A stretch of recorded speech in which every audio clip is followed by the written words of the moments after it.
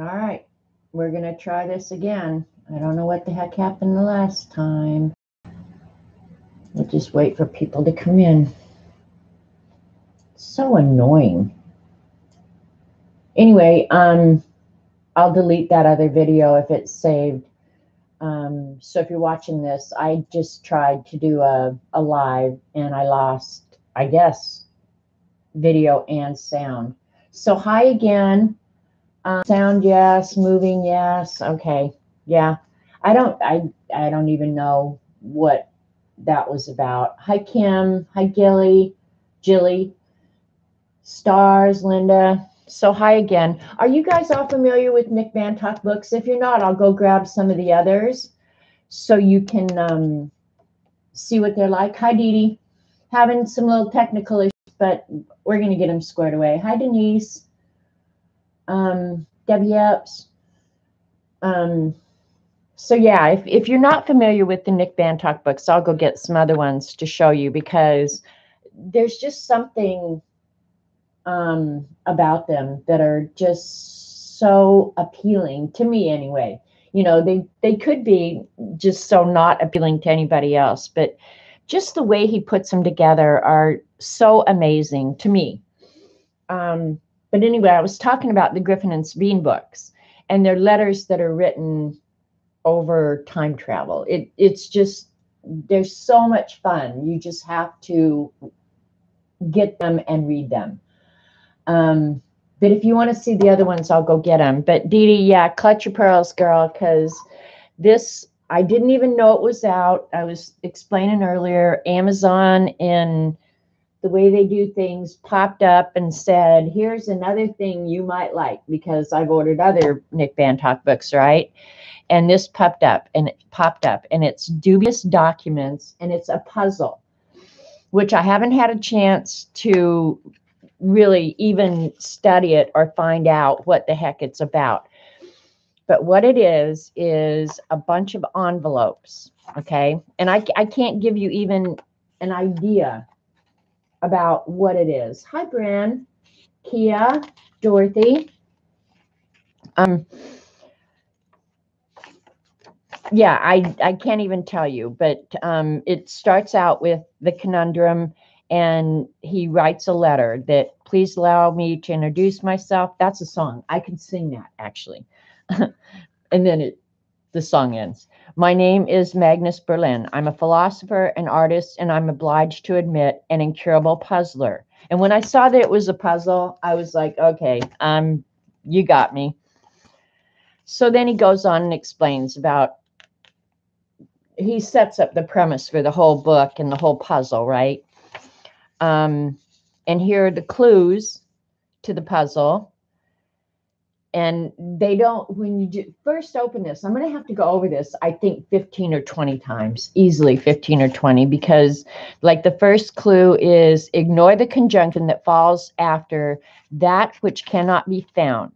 Your quarry is its inclusive counterpart, the word remaining when gr is removed from the imposing description of the middle in. So, I mean, it's like you have to read that sentence 15 times just to even understand it, right?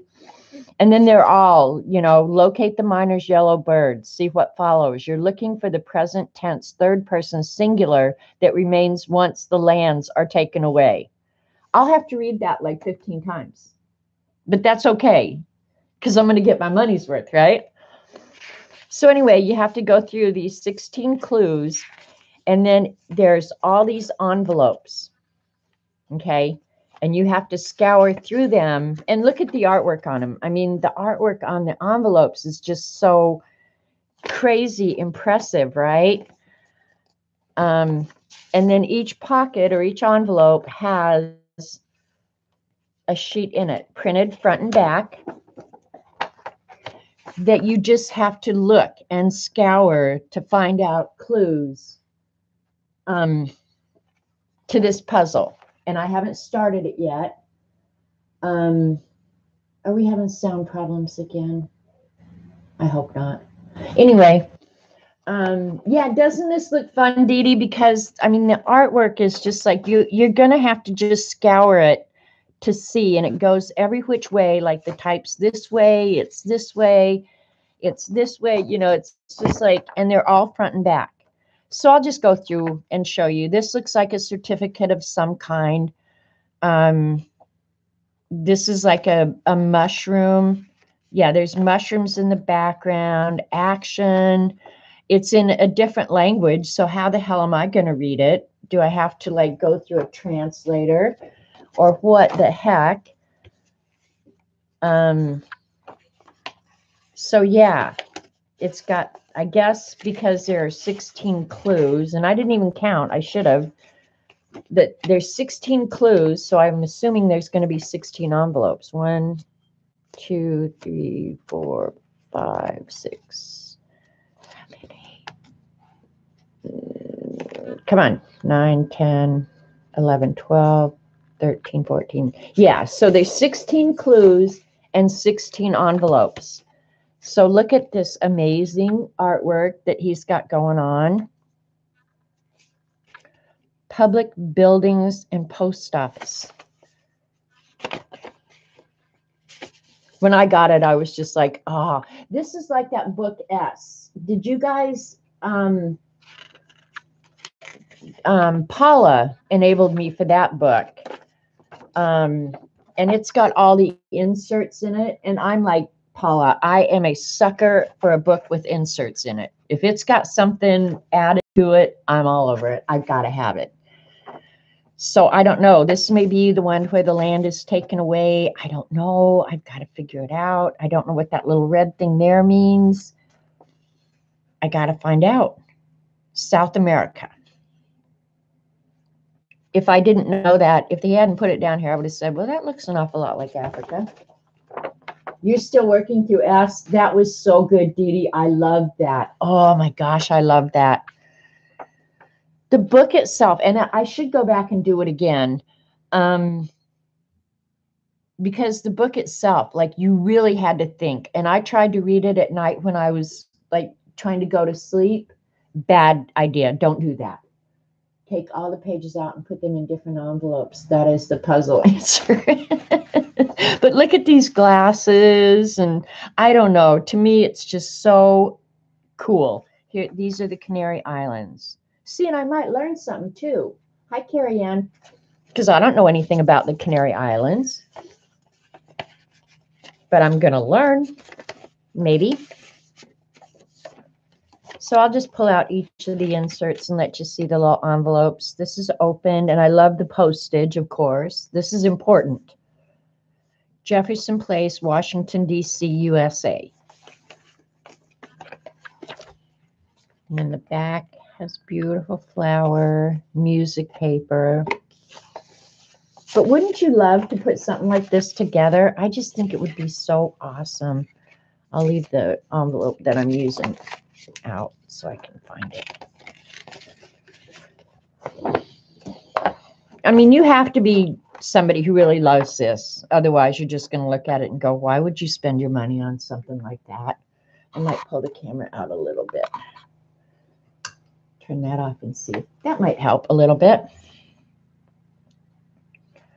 Have no clue what any of this is. It looks like driftwood.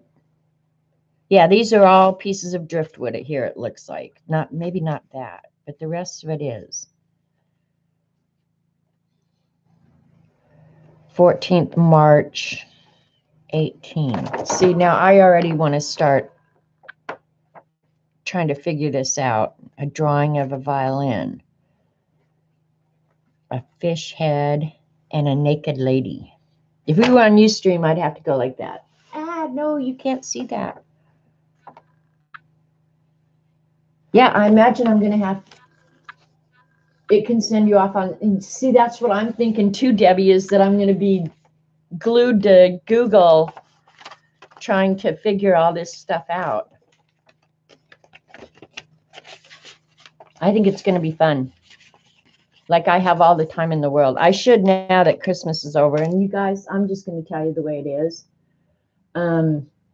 Do this for the scavenger hunt. I am going to do a scavenger hunt, and I'm making the list right now. So if you guys have any ideas, send them my way. but actually doing like a envelope insert like this. But wouldn't you be just so happy if you put something like this together by yourself? Oh, I think it would be just awesome. Awesome.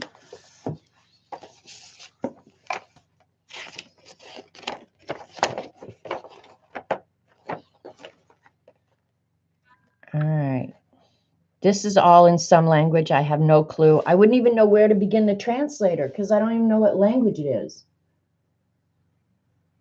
See, that's just it, Denise. That's another thing. Dubious documents are, because they're gonna try and send you off on, rabbit trails, which we should all be really good at to keep you from finding out the solution. And then again, is there even a solution? It's like, what? I don't know. If I never figure it out, I'll still be happy with it. There's an ear. So I have to remember if there's ever a clue that says something about an ear, there's the ear. Postmortem. There's a lot of fish and a lot of postage. Inger, Joseph, Emily, Rupova. I don't know. And you can ask me sometime in the future if I ever solved it, because I'll be honest and tell you, no, I probably didn't. I don't have that much confidence. Found curdled at post office. Look at that animal.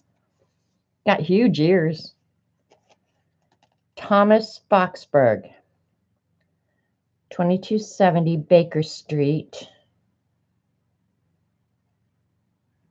Oh, I guess that's going to Europe because it's Kent.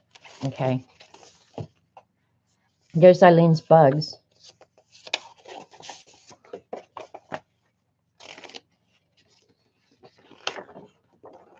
It definitely has a cool factor, right?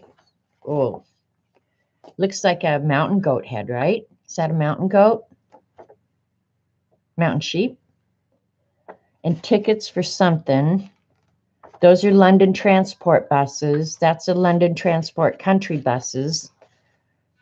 Yeah, those are bus tickets there. OS3.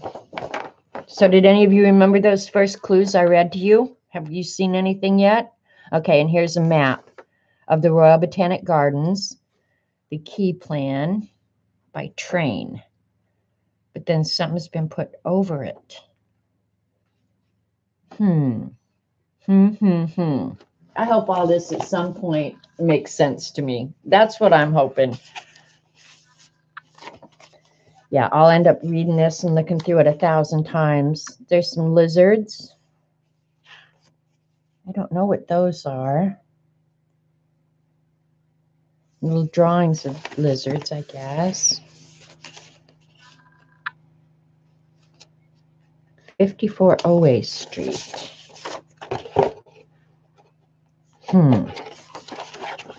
Let's see what we got here. It's just like every pocket has a little treasure in it.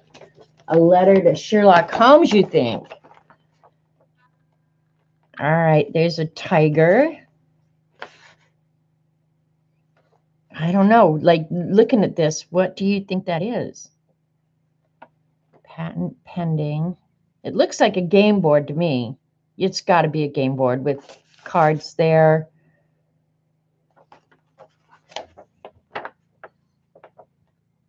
And I don't know what that is. A tapir. Tapier. Is that a tapier? And then the floor layout of it looks like a hotel, maybe. Park Avenue, Lexington Avenue, 49th, 50th Street. So I guess that would be New York City. I don't know. It's going to put what little bit of knowledge I have. That's what I thought too, Debbie. A game board, a tapir. That's what I think too. So I don't know. It better all make sense at some point. Even if it doesn't, I don't care. I still love the book. But if I ever solve it, like, I will be all over Twitter going, I solved it. overweight. I'm gonna have to put that in the book. British automobile lamps. Old advertising. I love old advertising.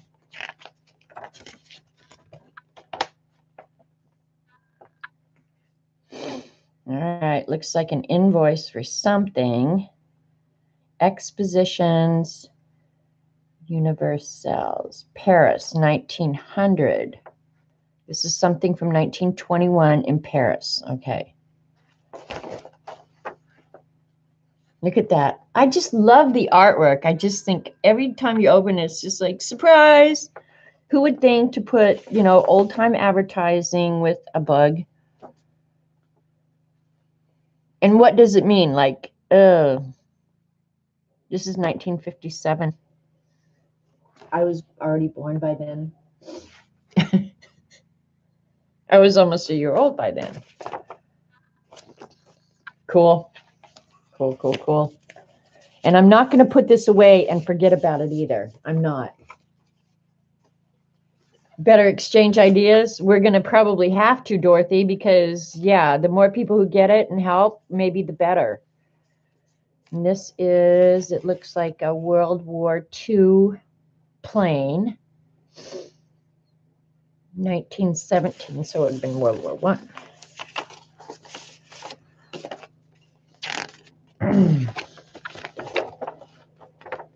American Thermostat Corporation. South Cairo. American Thermostat Corporation in Cairo? What? And then language I don't know. Beautiful artwork, though.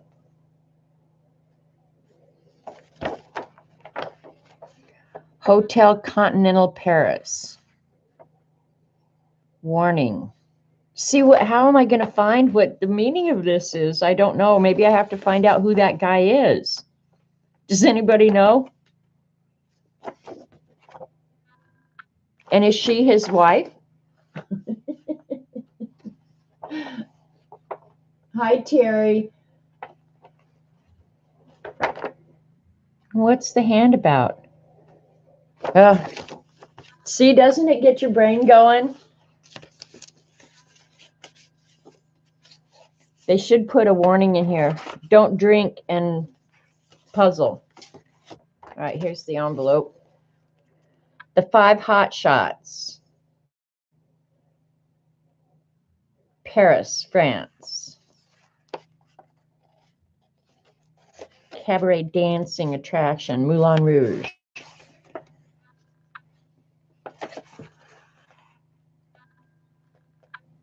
Artichokes. I love artichokes. Hi, Scooby.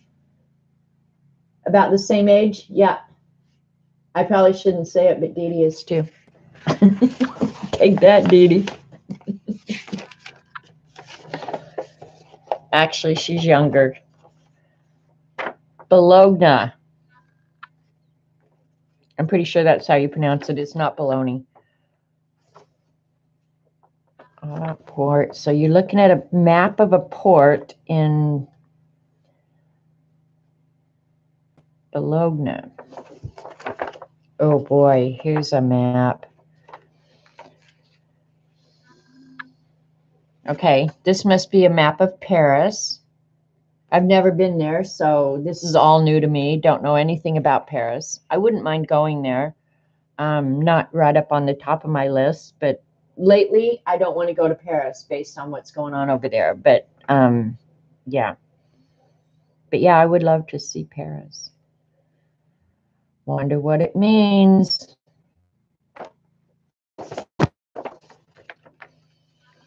All right. I don't know. As I figure it out, I'll come back on and maybe share my thoughts about it. I just love this, though. And I don't remember what I paid for it, you guys. Don't have a clue. When it said Nick Bantok, it didn't matter. Looks like a cheetah from the gardens of the Zoological Society in London is covered over. Eclipse of the moon. The cheetah or hunting leopard. 17805. See, I don't know if I should be collecting the dates. He has a book describing how to make these too. To be read between the lines. Well, there you go. That's a big old clue. I figured that. But then again, like, is the clue on the attachment or the enclosure, or is the clue on the envelope? I would think it could be either or. A pistole, Republic, France, Perrier water, black and white whiskey, cognac, champagnes. This is right up Eileen's alley. Bunch of alcoholic drinks. I love the postage. Now, see, I would take a photocopy of these and use them in other artwork too. I would never cut this up, but I wouldn't have a problem making a copy of that. But use it in my own artwork only because I have paid for the book. I would never give it away or anything like that. Oh, a butterfly collection. That's cool. I must not have turned this one over. I remember seeing this, but I don't remember seeing this. Because when I got it, I went through it pretty darn quick. Because I thought, oh, I got to put it aside. I got too much to do. So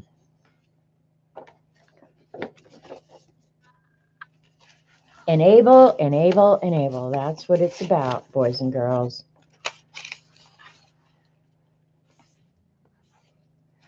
Here's a walkway up to a lighthouse. Don't know what these letters down here mean. BXNKLVP. Don't know what that means. Oh, look at that. An old church. Look at that. Look at this page. That's so beautiful.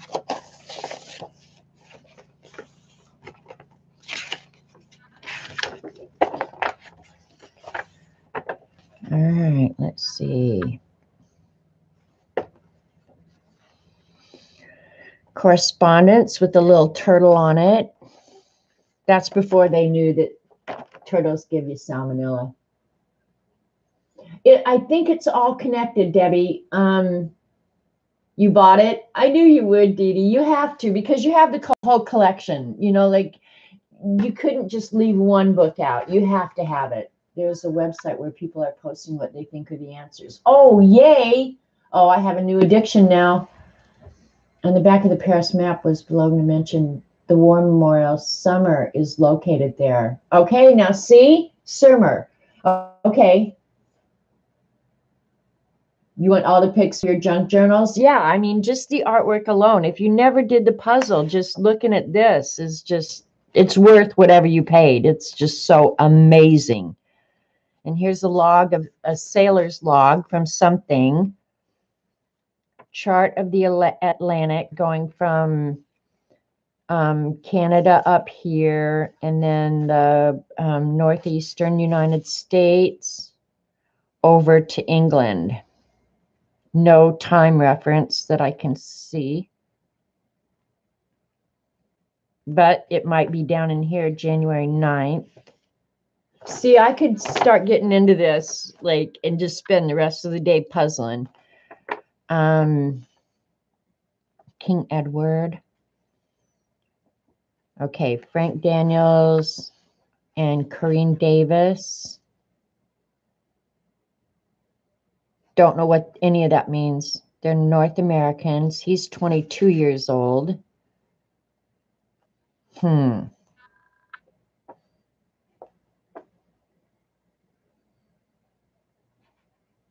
Some sort of paperwork that you took on a voyage with you, apparently. Well, that's why I was saying, Terry, that, you know, I bought the book, and so now I won't mind making copies. I would never make copies to give away because to me that's stealing. But now that I own the book, if I wanted something in here to use in my own artwork, I would not mind making a copy for my own use only. Look at that Japanese woman. Geisha, maybe? Now we're going to the Orient.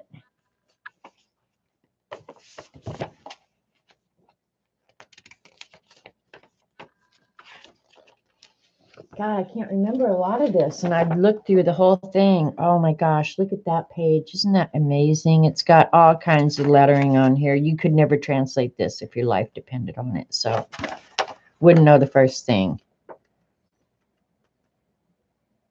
Geesicana. I don't know. Don't have a clue. Here's a flying fish.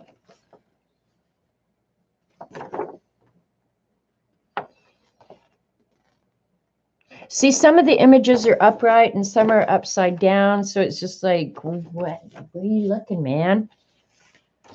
So pretty.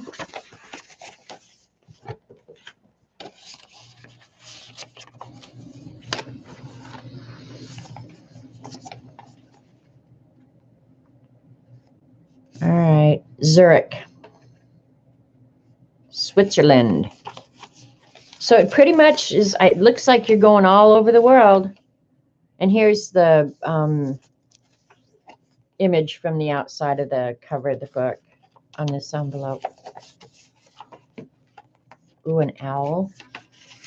Google Translate. Yeah, I know. What in the world does this mean?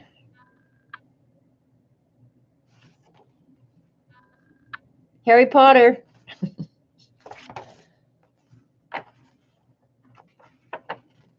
I love the old handwriting.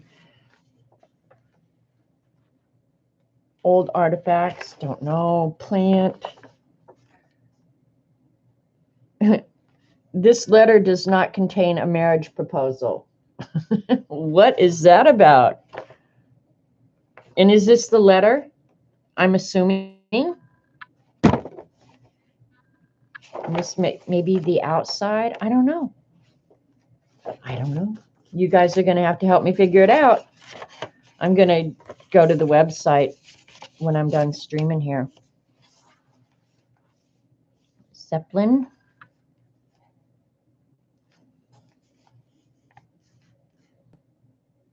Just looking at it and reading it.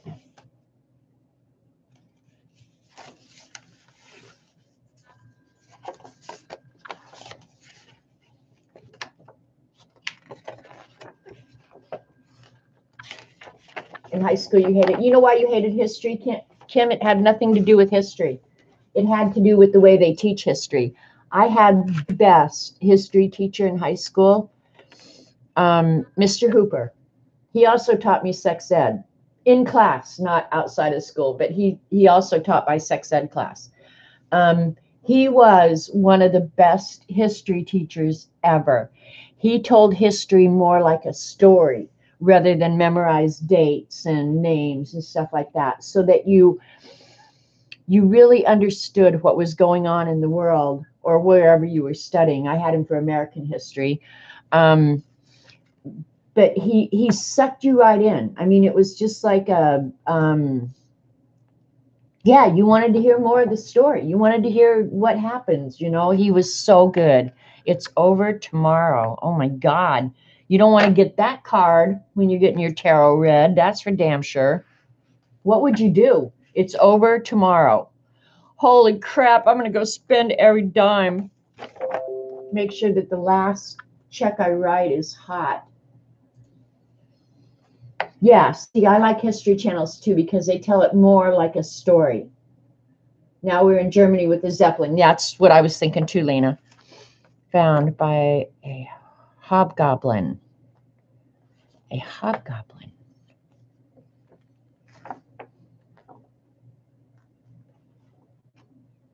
And at some point, I'll probably have to take all these pages actually out of the book so that I can flip through them easier.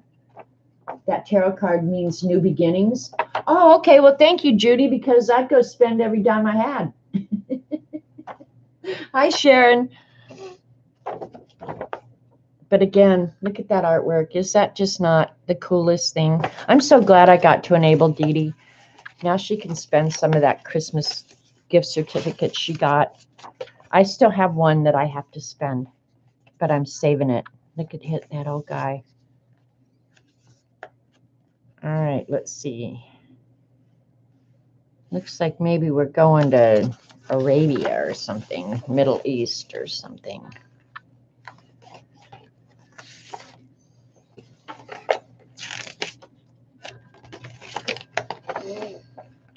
Seduction optional.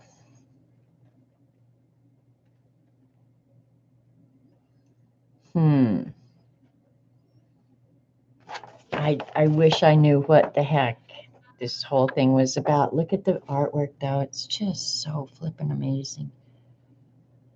It'd be so much fun. But you see, when you're looking at this, it's like, what exactly am I looking for? Algiers. Are you looking for a date? This was from, I'm thinking, 1904.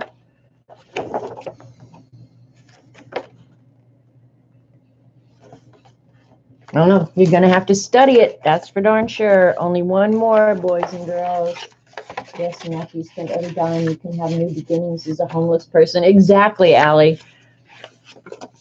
All right, here's the last envelope. And again, I don't know if this is real postage. Did he create postage himself? I have no clue. Madame Hotel. Okay, we're back in Switzerland.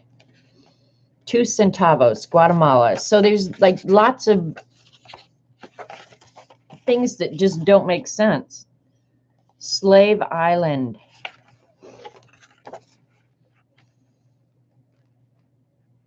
Colombia. Oh, that reminds me. I watched this World's Scariest Prisons or something. That's why you read the clues, silly. I know. I haven't done it yet. Could be looking for a relative. The son. Look out, Robert. Meja is Spanish for my son. The poster with the new beginning card. Okay. See, Lena's helping me a lot. Lena, come help me. Dominoes. That makes me think of my mother. What does this say, Lena? Can you read that to me? It's page 161, whatever it is. But even the writing is just so cool.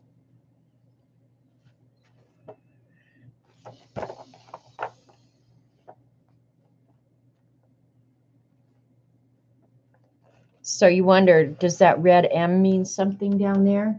It stands out. You'll get your envelope maker out. There you go.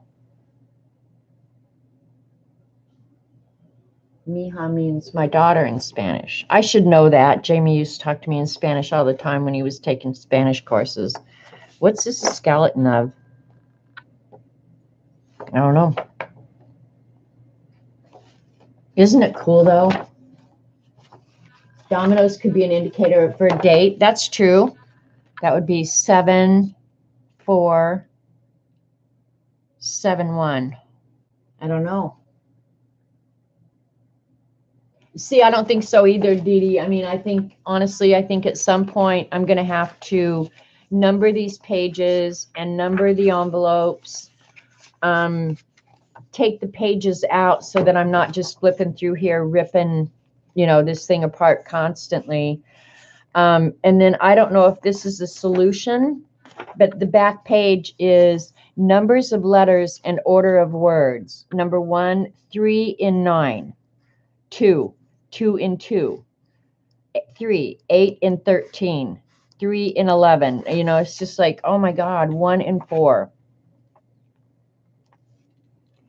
I don't even know what that means. So if anybody can figure that out, that would be a good place to start. Number of letters and order of words. Okay. That would be 3 letters and order of words. I don't know. It does look like fun. If Einstein was right and time flows both ways, then a solution might be elsewhere. So there you go. At the end, it's like, if Einstein was right and time flows both ways, then a solution might be elsewhere. Awesome, awesome, awesome thing. Awesome thing. The back says, and this is from the guy who wrote the letter in the beginning of the book. It's not from Nick. Dear reader, you hold in your hands a folio containing 16 illuminated envelopes, each containing an illustrated document within which you will find a riddle. Diligently examine the artifacts inside this enigmatic anthropology of blurred time and place, and decode the message that was passed down by the 15th century and by a 15th century ancestor of mine. Crack the conundrum, and you will find an answer that may well change your thinking for a long time to come. Crazy, huh? Hey, Dixie Doodles. Holy cow, haven't seen you in forever. Hope everything's going well with you. But it's just such a neat little thing. Everybody should own it. It feels good. It just feels good. And the binding is really unique. I don't know, and I pay attention to this because I was a printer, right? Obviously, this is glued there, but then it looks like it's held together with these threads going through the envelope. So somebody had to come up with a new die to make the envelopes longer. It's just like somebody put some real thought and effort into this bad boy. So, yeah, I'm in love with it. Of course, I've been in love with Nick Bantok. I think when I found the Griffin and Sabine books is when I went, OMG, I'm all over this. I love it. And actually, the first Griffin and Sabine book was a gift. So, yep, there you go. And then Lena, we were talking at Joyce's. I'll go down and grab my one that's in here. We were talking at Joyce's about traveler's notebooks because Joycey got herself a new one. She ordered it, and it came and it was like a passport size, but the leather on it was so distressed and so cool looking. I loved it. Me and Dee Dee should work together this on a stream. That would be fun. But anyway, while we were talking about it, we were talking about making our own traveler's notebooks. So before I ordered my first one, I thought, I'm not sure if that's going to be something that I even enjoy. So Elaine, I don't know if she's here. I haven't seen her here, but Elaine and I used to just go ramble through thrift shops together a lot. And at one of the thrift shops, I found a full-length black leather coat for $3. And I thought, you know what? I'm going to buy it. And make myself a cover and make myself use it for some period of time because at that time, the only ones that were around were Midori. Now everybody's making them and way overcharging. I have to say that. I mean, and I've overpaid, so I'm as big a sucker as anybody on the planet. But they're way overcharging for these traveler's notebooks. And most of you, I'm sure, are familiar with traveler's notebooks. They're just an idea of an elastic binding system that you can put inserts in and out of, right? So you have the elastic, and then your insert is not bound in any way. You can bind them. I don't bind mine. So I made this first one from that full-length leather coat. I made several of them out of that coat, actually. And what I did was, because coat material is commonly pretty thin, I cut the same size and then used contact cement. Oh, okay, there's Elaine. You still use yours? And then I doubled it up. So it's floppy, which I love. I love the floppiness of this. But the coat was big enough that I could make tons of them. I just cut the seams out of it, or, if there were any bad spots. But even if there were bad spots, it didn't bother me. I would go ahead and still use it. But the nice thing was I could use it, you could make them any size. So I thought this size would actually be more usable for me. And I'll get out my ruler. Look at Eileen. I have a reason to use my ruler. So this one is okay, 12 inches wide, which means 6 after the fold, and 8 3/4 this way. So, you know, it would hold regular size sheets of paper. And then I just made this pocket out of sheet protectors. And of course, it's got its own lettering guide in it and an extra elastic. And this is just like a book of lists.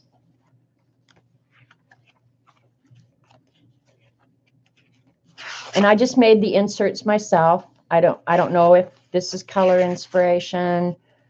I don't know what this last one is. Okay, and then this is sketch instruction, not an actual sketchbook. It's stuff that I want to remember. You know, like if you want to copy an alphabet, write something upside down. And that's true whether you're doing faces or anything else. If you're trying to do hand lettering, put it upside down. You'll see the immediate problems with what you're drawing. And using your wrist and elbow. And here's some warm-up exercises, just stuff like that. This is more exercises than sketching.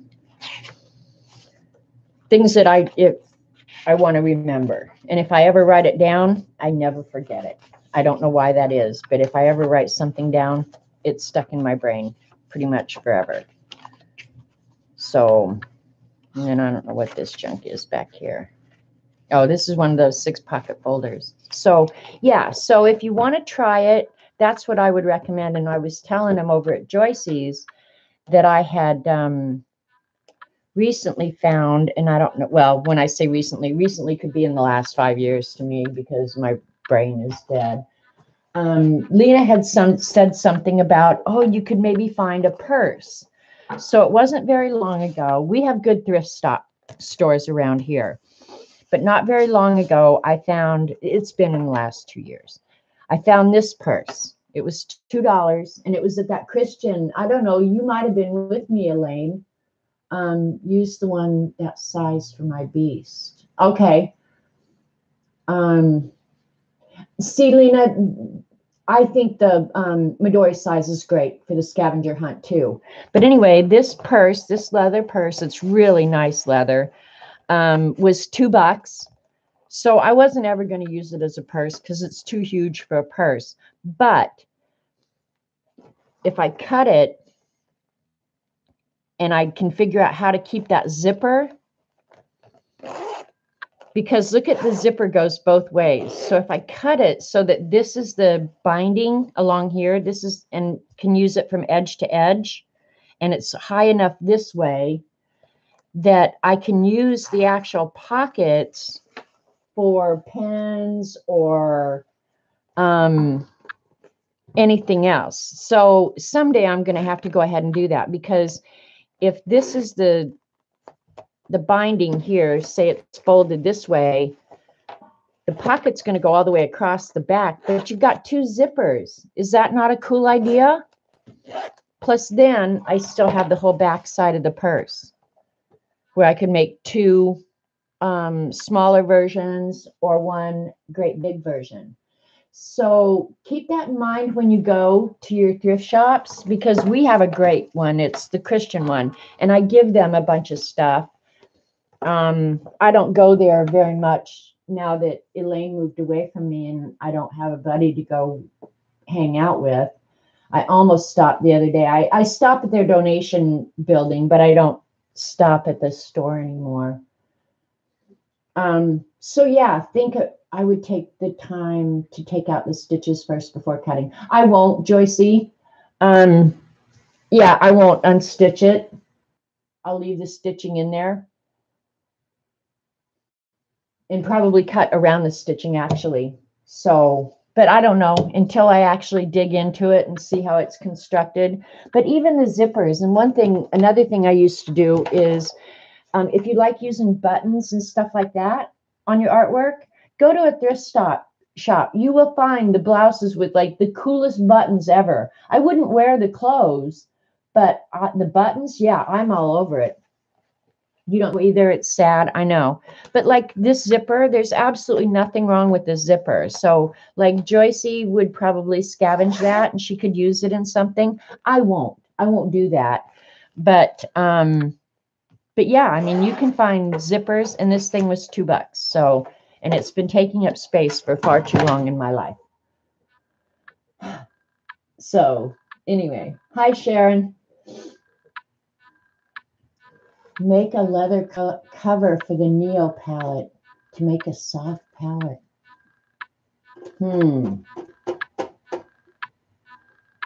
Yeah, I mean, you could, there's a million things you could do actually. If I cut this and use, well, I'm not sure if yeah, see, now you've got me thinking, because I probably could have fixed some elastic on the inside. And yeah, you could put your Neo 2s into a soft cover like that. That would be awesome, actually. Yeah, the person's going to make a good cover. The thing is, okay, here's, I'm going to be brutally honest, because I don't know who at Joyce's asked me how many I had. And my answer was, I'm pretty sure that it's against the rules to count, because I have rules in my life. One, you never count how many rubber stamps you have. That is totally against the rules. You cannot do that, because the number would be freaking frightening, frankly. How you like that? Freaking frightening, frankly. Anyway, yeah, so you don't ever count your rubber stamps, and you should not count your traveler's notebook covers in any size. Like, they're just a collection that you should just have and own and be happy without knowing how many, because I'm afraid to count. I don't want to know. But I have all different kinds. Like, I have leather ones, I have fabric ones, I have store-bought ones, I have the ones that Jonna made, you know, just collect them wherever you can. So you keep making Traveler's Notebook. Yeah. And actually, you know, like if you guys watch Miss Vicky B, and she talks about all the different journals she has, they're kind of like a wardrobe. I don't use all of them all the time, but like some of them now I've dedicated. You should come over in a couple days. We could make cool crap. We could go shopping. We could go see Lil Mary. Yeah, go up to Joplin, whatever. You should. The bedroom, well, Nikki's coming for New Year's. But after that, the bedrooms has no reservations. So, yeah. So on to bigger and better things. I can't think of anything else I need to show you guys. And my room was all cleaned up, so I don't have anything out. But Eileen thought I should do a project out of fast and fun watercolor. And then Vicky's gonna, I think Vicky offered to stream after I did. And these two are the ones that I've done along with Colleen. And it was so much fun. So now I'm going to do one on my own. But Eileen, the one I picked out, I don't have all the crap. Kim, come on down. So anyway, let me see what I'll show you the finished picture. This is what the finished picture looks like. But my problem is, and maybe Debbie Epps is here. Well, there's a lot of watercolor people here, so they can maybe help me. But this is what the final project ends up looking like. And my room is so clean, and I know it's going to be so trashed out. Have not found out the dates yet, CB, but we won't be going for New Year's because Robert's granddaughter called and said she wanted to come. And when she said that, it was like it didn't matter what else was happening. We were staying home because she's got time off, and she hasn't been here in a long time. And I'm not sure if she's bringing the boyfriend, but we've never met the boyfriend. So yeah. I don't have all the art supplies, Dixie. I know. What is wrong? This week's prompts are snowman, favorite art supply, Christmas tree, angel, and let me look it up for you, Scooby-Doo. I think that, let's see. what Scooby's talking about is we're doing like sketch-a-days, and I've got to post one, and I haven't done today's. This is my angel that I haven't posted yet. This is M&M, or this is your Christmas tree. Today's is art supply. #1 item on your art supply list. And then you get a day to relax and a day to catch up. And then I think after that, we have to go to Kathy's list. Oh, and that's a funny thing I thought of that I got to do. Yeah, the 28th of December starts something wet. The 29th is something cold. The 30th is something soft. The 31st is something that tastes good. The 1st is something that smells good. The 2nd is a catch-up day, and the 3rd you can relax, get a day off. So, yeah. So, all we've got left this week is, or all I've got left, let's see. It started out with snowman, your favorite art supply angel, Christmas tree, #1 item on your supply list. So, that was this week's. And you can tell I've really been active in the beast lately, right? So, all right. So this is what we're going to do. And the supplies you need. Debbie, are you going to play along with me? It's fun when somebody plays along with you. So she always gives you a list of materials. We need 140-pound or 300 GSM cold press watercolor paper, which I have right here. This is, I'm going to work on Canson 140-pound watercolor paper, cold press. Okay, watercolors, I'm probably just going to use the one Scooby sent me, the Mission Golds, unless there's colors that I don't have. But you need bright violet, indigo, marine blue, peacock blue, titanium white, gouache, ultramarine blue, viridian green. I should have all those colors in some set or another. Hi, Adadal. Okay, brushes, number 8, 12, 20 rounds, number 6 rigger, 1/2 inch flat. I'll probably use the same for all of them. Okay, in addition, we're going to need crayons, a white oil pastel stick. I do have oil pastels. I don't know if there's a white in there, and they're old as hell, but we're going to use whatever we've got. A circle template, which you know I have. Amico wax resist diluted with water. What the heck? I don't have that. I'm going to do it now. Yeah, I'm doing it right now. And if you have that, the Amico, I don't know, AMACO, wax resist diluted with water. I don't know what that is. Salt, I do have salt. A white china marker, which I have like a white chalk marker, probably the same thing. Silver acrylic ink, don't know if I have that. Sharpie water-based paint marker. I do have a white paint marker. So I don't have the wax resist. So what could we use in place of that? Could I use like masking fluid? For those of you who are pros at this stuff, would a masking fluid work? Because that's definitely a resist, right? That's what I thought too, Sharon, that it sounded like masking fluid to me, and maybe she's just giving it a name brand or something. All right, I'm going to go ahead and tape down my paper because I invariably get everything sopping ass wet. But that's the plan.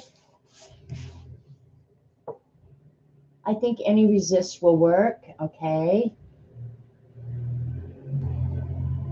Yeah, Ian might know. Frisket masking fluid. Okay, I do have some masking fluid, so maybe I am not as worthless as I thought I was. And if you're hearing a machine in the background, Robert Vaughn bought himself a new 4-wheel drive Coyote machine. God, just what we needed. Another damn vehicle or whatever with an engine in it. Oh my God, I couldn't believe it when he came upstairs and said he was going to buy it. But what the hell? You only live once. You might as well have it. But he's out there. He's just gave it a bath. And now he's sitting out there running the engine. I don't know why.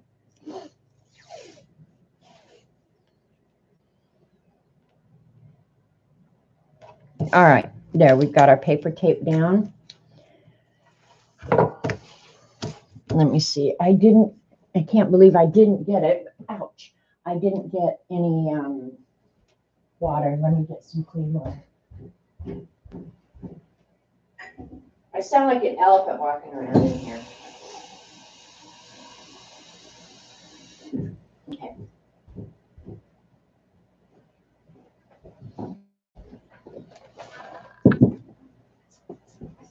Okay, let me get my watercolors out. I love these Mission Gold watercolors. I really, really do. I love them a lot. And I want to buy more.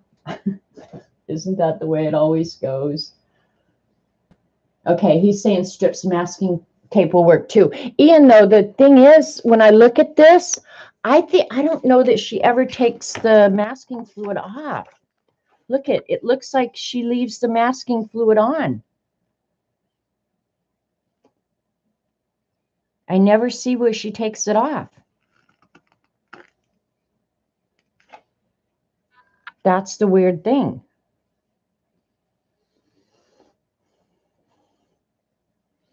All right, so it says make a resist moon on watercolor paper pre-scribbled with a crayon.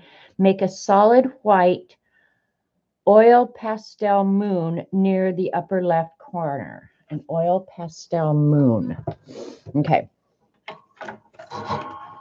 I put this here. Let me see if they have, if that set has white.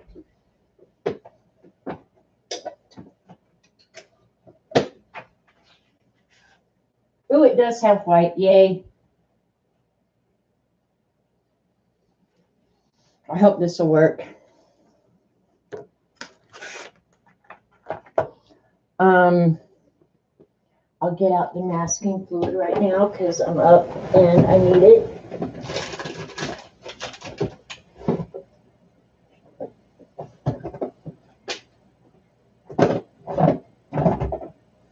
All right, where is it?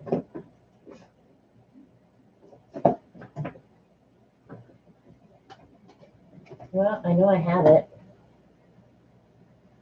Here we go. Got it.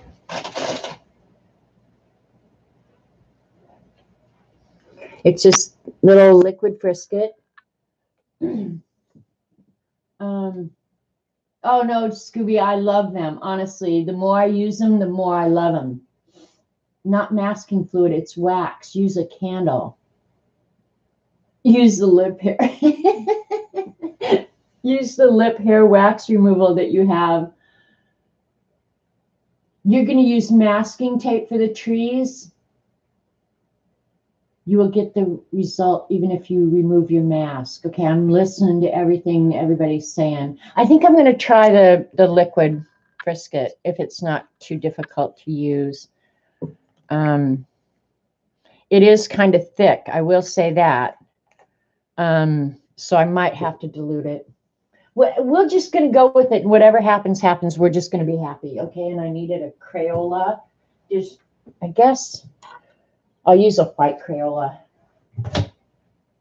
Eileen has a whole box. In fact, I have a silver. We're using silver. Because I have metallic crayons. Bet Eileen doesn't have that. This is a pearl one.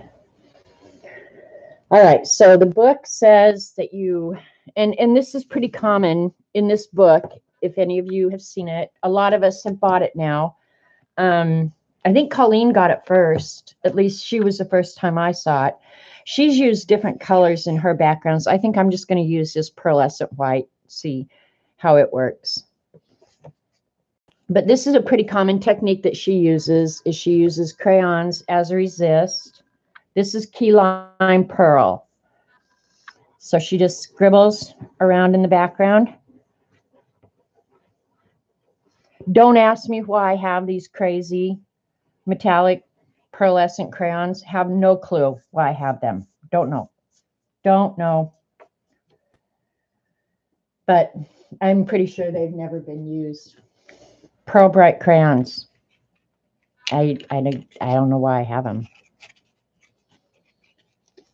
Just don't dilute it too much. Okay. All right, so that's one thing. And then I've got to get my circle template out. That one I don't think has a big enough circle, so we'll use this one. Okay, so if we look at the picture, she says to go ahead and use your circle template to draw the moon up here proportionately. Let's see about what size we want. Maybe about that size or that size. Let's do a bigger moon. And she says to do what with it? See, I can't even remember. Make a resist moon on watercolor paper pre-scribbled with crayon. Make a solid white oil pastel moon near the upper left corner. You may find it useful to use this circle template. Well, duh, if you've got the template, why wouldn't you use it? Don't have to recreate the wheel here, right? I'm going to clean off this pastel. It's got some red on it, and I don't want red in my moon. I want white.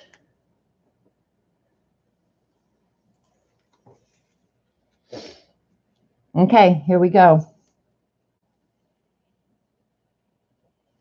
You guys probably can't see it on my paper, but I can, so.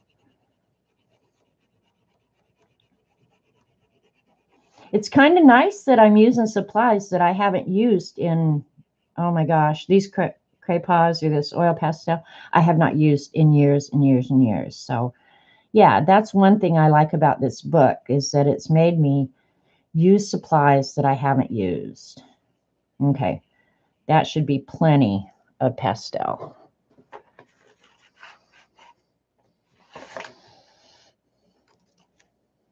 All right, can you see that at all? Let's see if I can get an angle. Yeah, you guys can, yeah, you can see it real good. And I'll take that crumb off. I hate to brush. I'll brush it after it's dry. Okay, so we've got the moon. Make a resist forest.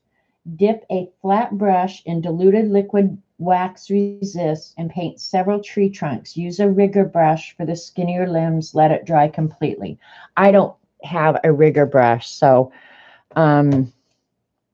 we'll just go ahead and dilute this stuff a little bit so it's more painty-able. I do have a 1/2-inch flat brush, so that's good.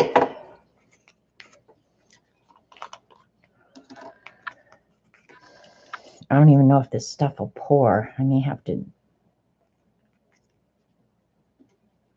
get something to drag it out with. Here's a palette brush. We got one of those. That should be enough, don't you think? Maybe.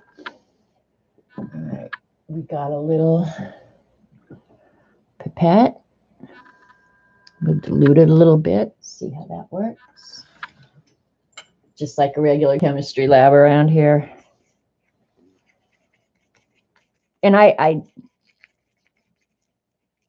yeah, it's about 2 to 1 right now, I would think.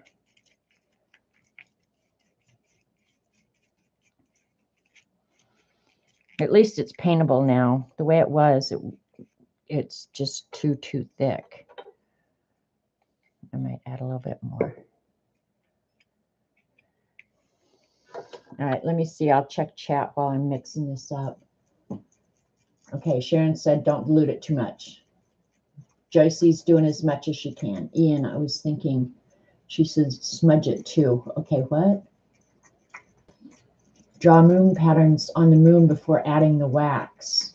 I don't think you add the wax to the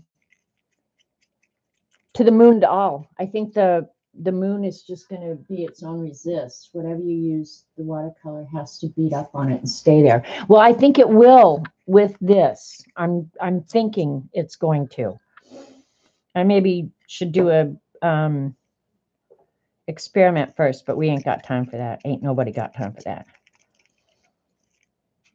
When it dries, it excuse me, it should, because this is like stuff that when it's dry, you can use your finger to roll it off so that your paper stays white underneath.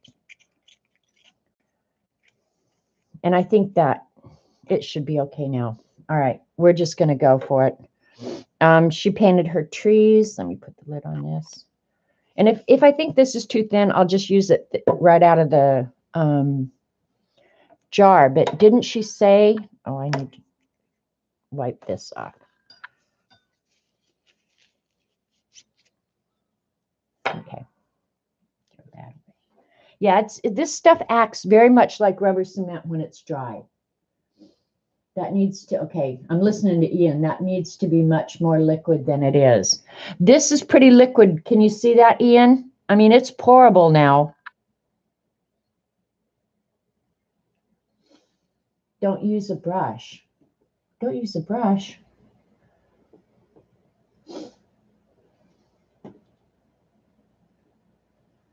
Yeah, the wax is only for the trees. Yeah. How many tree trunks? In her example, Lena, she's showing 1, 2, 3, 4, 5, and this one kind of sneaks back underneath the other one. But you do them your way because it's your art. Okay, we're going for it. We're just going to do us some tree trunks right now. And she did it more over toward the right side. Probably should have wet that brush before I stuck it in here, but we'll just see. All right, so here's, yeah, I think this is going to be a good consistency. Okay, and I will cross one too.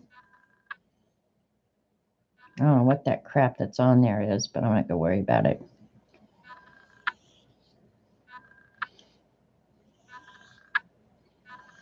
And I think this is what I was doing when I was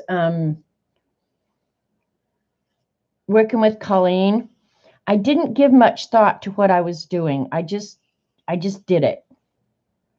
And however it came out, it was like, you have to be okay with it now. So I'm going to, I have a glue water over here. I'm going to use a different brush because I don't want them all the same thickness, right?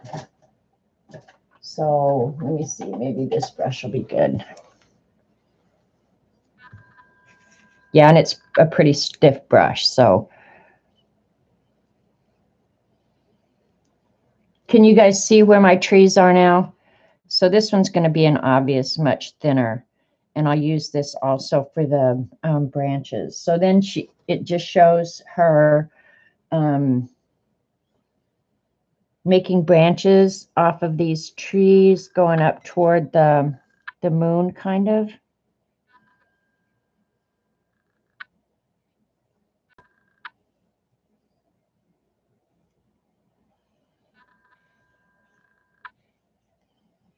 This stuff dries fairly quickly, I have to say.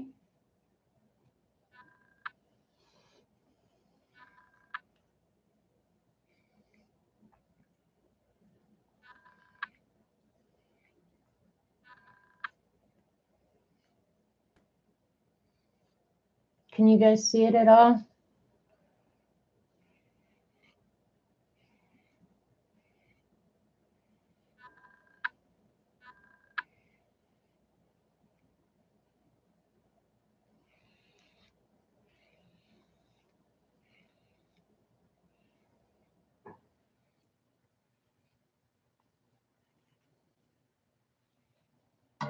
Keep in mind, I'm not a painter, okay? I'm just doing the best with what I got, man.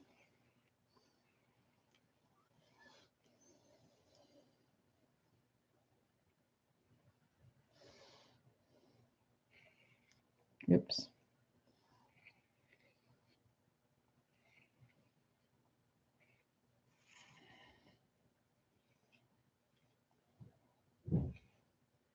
Here comes the rat. Get ready for disgusting noises. All right, I got a bunch of trees and branches going on over there. All right, I need to use the glue water for this. I'm pretty sure you don't want to let the frisket dry on your brushes, even though it will come out. Yeah, Debbie, I'm doing the blue moon and tree one. If you want to try and catch up real quick, I haven't gotten very far. All I did was put down the frisket real quick. I colored with the crayon. I did the moon and just did the frisket trees. So that's where I'm at.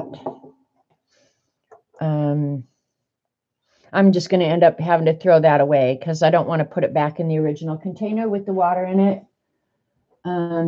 Masking tape for the trunks I think would work really good.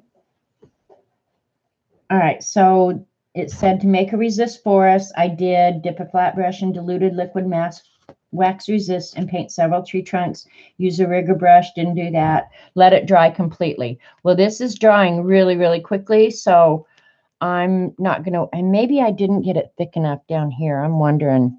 I'm going to go ahead and add a little bit more. Sorry, but I can kind of see where I left some streaks here. So let me go ahead and fix that, because I don't want to go to all the trouble if it's going to be caca, right? Caca is a technical term that I use a lot.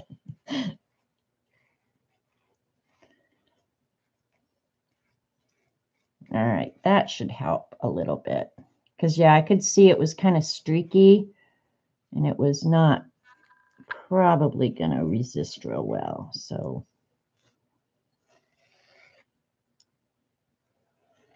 guess it'll just be whatever it is, right? And I'm assuming those of you who have used frisket extensively, can you dry it with a heat gun? I'll go on to the next instruction while you guys answer if you know.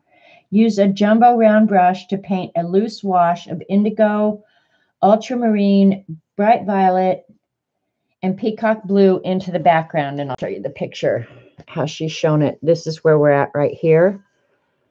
She's got, it looks like, that looks like kind of ultramarine to me, and then kind of purplish in the middle, and then a darker, the indigo probably up along the top. And then peacock blue, maybe just spread around. Sprinkle in some salt for texture, let it dry. That's the one that not. Do not use a heat gun on frisket to dry it. Okay, thank you, Ian. God, I'm glad you're here, Ian. All right, so while we're letting that dry, and it should dry quick because it does dry quick, let's look at our watercolors and see what we've got for colors and see if I need to get some more out. Because I'm supposed to use a jumbo round brush, which I do have. What number did she say? She said use a number 8, 12, and 20 round. Well, I've got a 16 round. That's probably as big as I've got. Yeah, that's as big a round as I've got. So that's going to have to do it unless I jump to, you know, like a more like a brush like this, which I don't think I want to do. I think I want to use this one. But I can't tell, but I think I'm going to do like wet on wet. I'm going to go ahead and get the background wet. Okay, you need to leave the mask to dry for 10 or 15 minutes. Okay, Ian, that's good. According to Amazon, you can use Jubilee floor wax for doing this. Well, how did you find that out, Eileen? How in the world did you find that out? What about Elmer's glue? If it's supposed to stay on, that would dry clear. Well, the thing about Elmer's, Kathy, is it's not going to be water resistant. Use the big brush, this one, or this one. I love this one to lay down a lot of water. If I'm going to put the water in the background, I will definitely use this one or even the bigger one. You look, you're so weird. Frisket comes off, varnish would not. Well, it looks to me, Debbie, I don't see where she ever takes the liquid frisket off.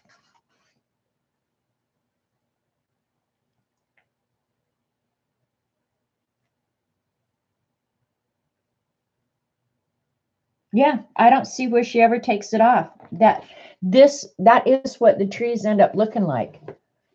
I suppose you could if you wanted beeswax polish. Okay. I don't have any of that either, but okay. We'll see, you guys are getting tons of ideas. Okay, so let's see what we got here. Indigo. This set doesn't have an indigo. Oh, yes, it does. I've got indigo here. Ultramarine is right next to it.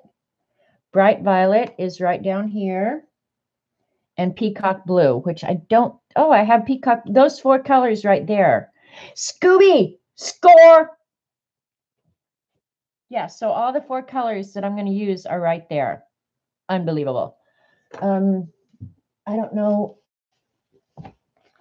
I always think of this when I do it now, but I'm going to do it anyway. Ever since Xandra said, don't spray your watercolors first, it's just easier if you do it, in my humble opinion. And there's big old hair in here. That's always nice.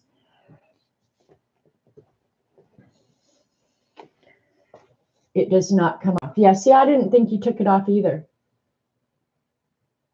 No, round, my brushes are dropping like flies. All right, so we're just going to have to let that frisket dry for a few minutes. But it'll be cool. We'll just wait. Okay, so then the extra instructions say, fully load a large round brush with ultramarine blue watercolor. Begin painting in the leaves to fill in the trees. That's the next instruction. Pick up some indigo, darken the top corners of the composition, let it dry. Create some shrubbery at the bottom, dip a small round brush in turquoise and paint some tall grasses or low-lying vegetation along the very bottom and behind the trees that will help ground the composition, let it dry. Add a few more branches to the trees with a white China marker. I'm going to have to use something else because I don't think I have a China marker. But I got crap I don't even know I have, so what the heck. Because I think I bought every white product ever made in this journey at some point. Then the last instruction says, it's silver magic time. Scatter in random dots of shimmer by tapping a brush loaded with silver acrylic ink. Add journaling, a quote, or a poem with a white pen.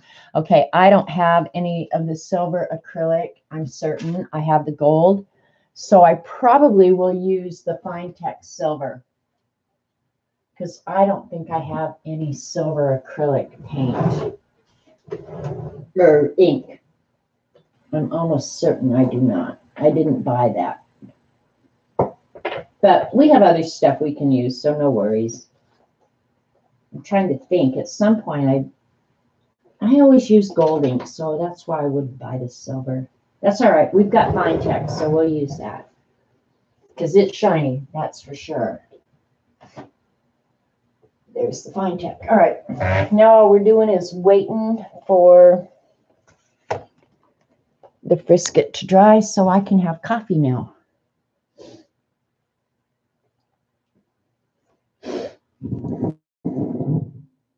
I don't even know. I bought that frisket quite a while ago. When I bought my very first watercolors, I bought the frisket.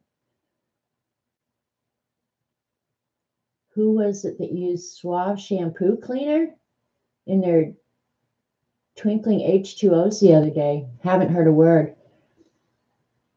Any soft wax pencil will work. Okay. I don't know why it wouldn't let you post that, Ian. That was crazy.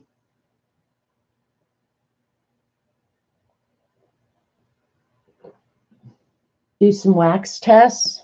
I guess we could, right? I should have oh, I cleaned all that up. I'm going to say I should have a piece of watercolor paper here. that I could test on, but I threw all that crap away the other day. Here's one. This will work. All right, let's do it. Oops. And I need to get this salt out too.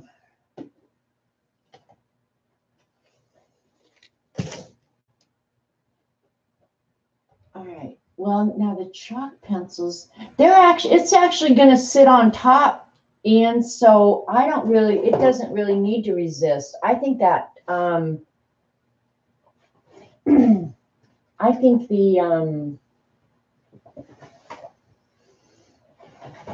what am I trying to say?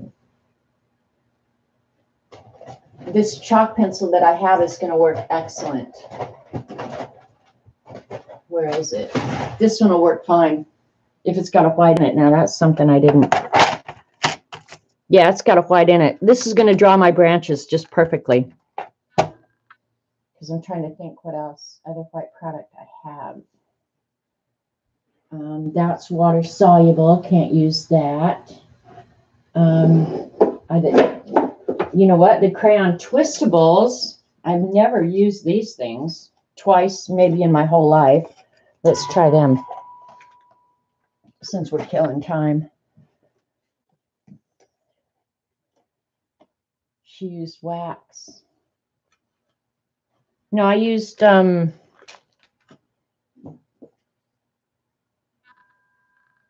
white. I can't read it. The wax I used is not a resist. This is liquid frisket. You want to try it? Might have to go over those with something. That's probably a good idea, right?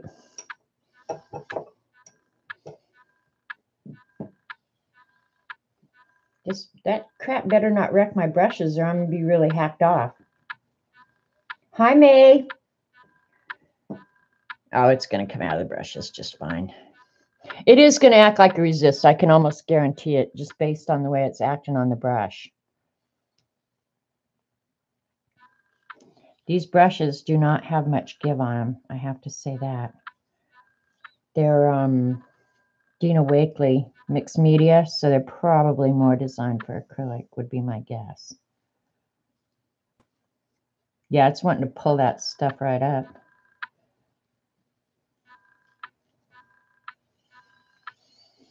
Oops. Glad it fell over there and not on my paper.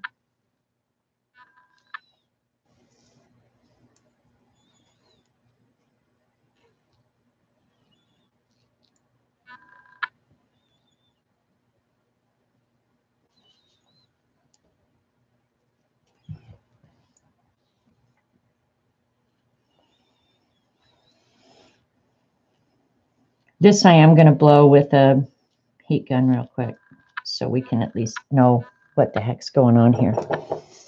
But it is going to resist water. I can promise you that because it's resisting the water on the brushes and the don't use a resist for the trees. But that's what it tells you to do.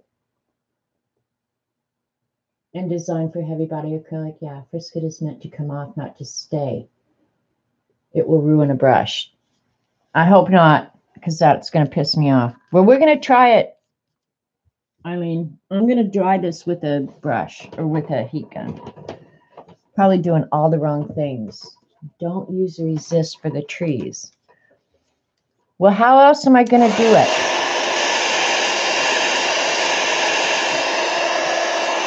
Oh, and while I'm doing that, I'll go ahead and use this to draw some little branches off to see if this resists.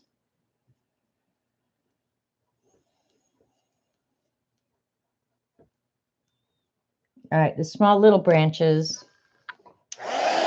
No, read the pages. Oh my God, she is such a pain in the ass.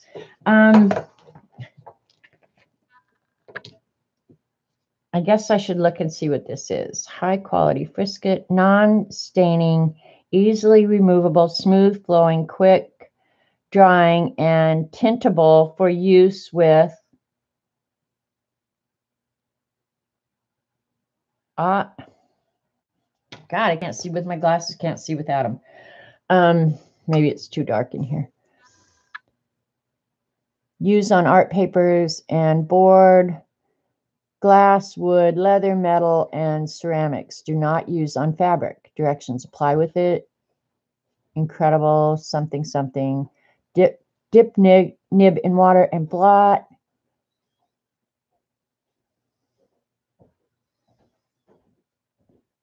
Do not apply to wet paper. I didn't. Well, it doesn't even say.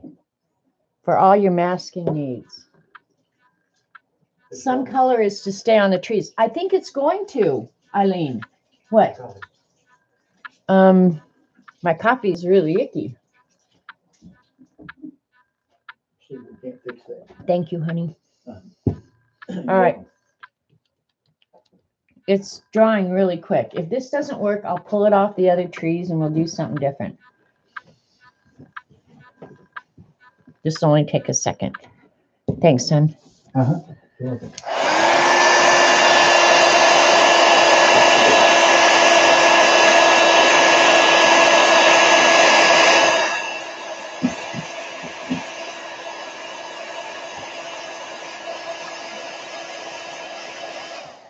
That is fine. Just rub it off after you're done with the mask. See, I might have to do that. We'll see.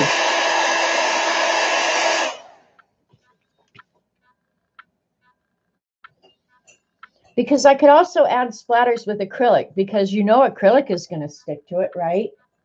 The watercolor may not, but the acrylic will. All right, need my other water here.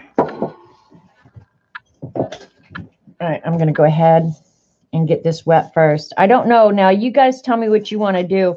Do you want me to wet the paper first and do like a wet on wet? I like wet on wet. I just do. But she doesn't say to do that. But just because she doesn't say to do it doesn't mean we can't do it. Because we can do whatever we want. All right, what'd she say? We're going to start with the ultramarine first. Up here.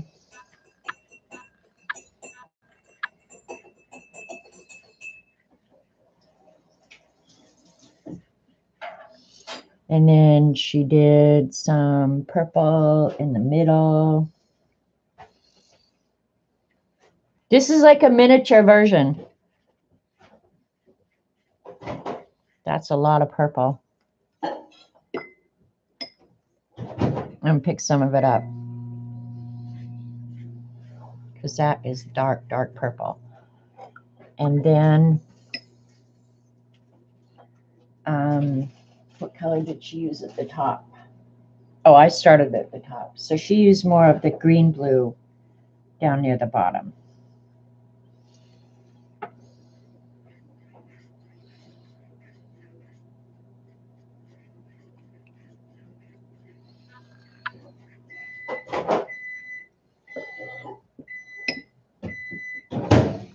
And then she went back. This is just a little pretend one. Ooh, I got cookies on there. Thank you, sweetheart. Mm-hmm. Appreciate that a lot. I know you do. That makes it nice. In your book, it's catching some of the color. Well, it is on mine too. And then she said to use the indigo to put some little leaves on here.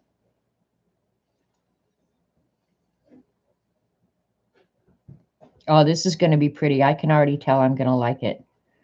All right, now, just before we start,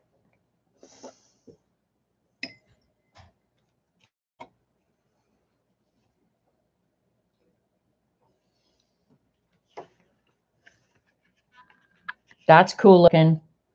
I think I'm going to dry it before I add the limbs or the leaves, though. Walmart has masking fluid in the craft area on your list. Well, that's cool. I didn't know that. All right, I'm going to blow it real quick, and then Eileen can yell at me for what I screwed up. Because I want to see if that paint that's sitting on top of the frisket is going to stay. Because, see, it did stay on top of it. And it shows a lot of the texture, which I like a lot. I like that really a lot. But before I do the limbs on the real art, I'm going to go ahead and dry it so that it doesn't just smear all out into a big blob. Thanks, Kathy. And I got to remember it's going to dry lighter than it is when I'm painting it.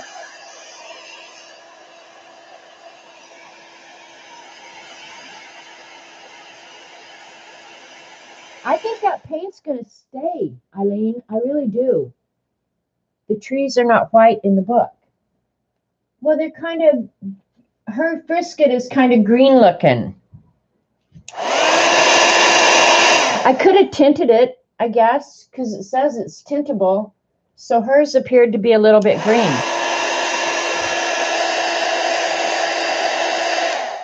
Oh, you're welcome, Scooby. It was like nothing compared to how generous you've been with me. So the least I could do, wish you a very Merry Christmas.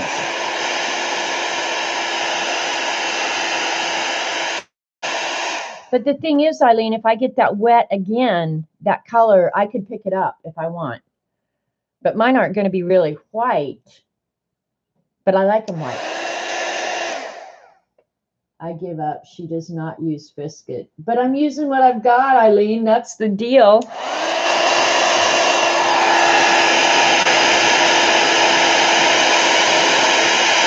You're going to have to try and make sense to me. Jean tints hers light pink. Yeah, you can tint it. It looks cool. Clear gesso may make the color to stay put on the Frisket. No, because it's watercolor. So anything moist that I add to it is going to move that color. So probably the only thing I could do now to make sure that that color didn't move, because if I wanted to get every bit of that off, of course, all I'd have to do is take the Frisket off, is to spray it with a workable fixative. An idiot is attempting to reach you on your cellular device. Do we want to jack with the collar? Hello?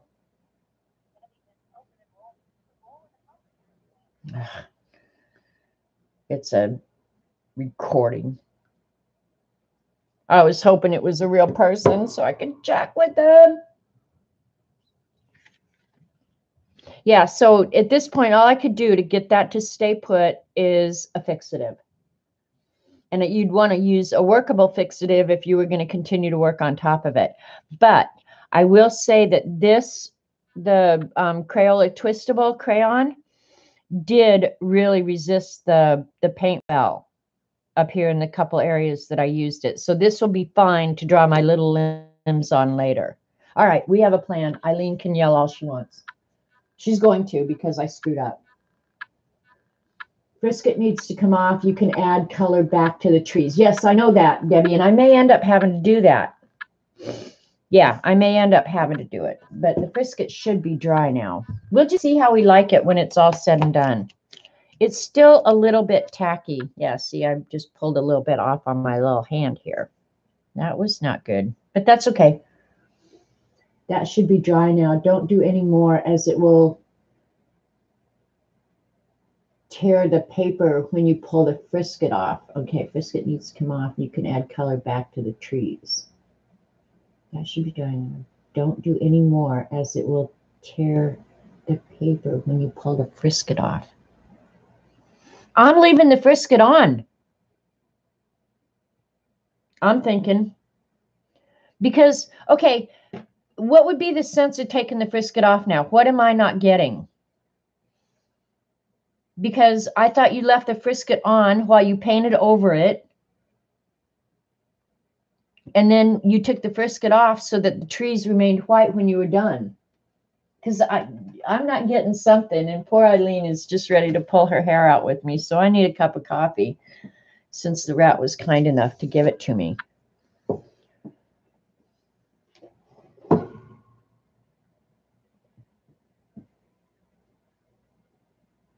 The oil pastel worked really well, too. Better than the regular crayon. No, at the end of the painting, take it. Okay, that's what I thought, Ian.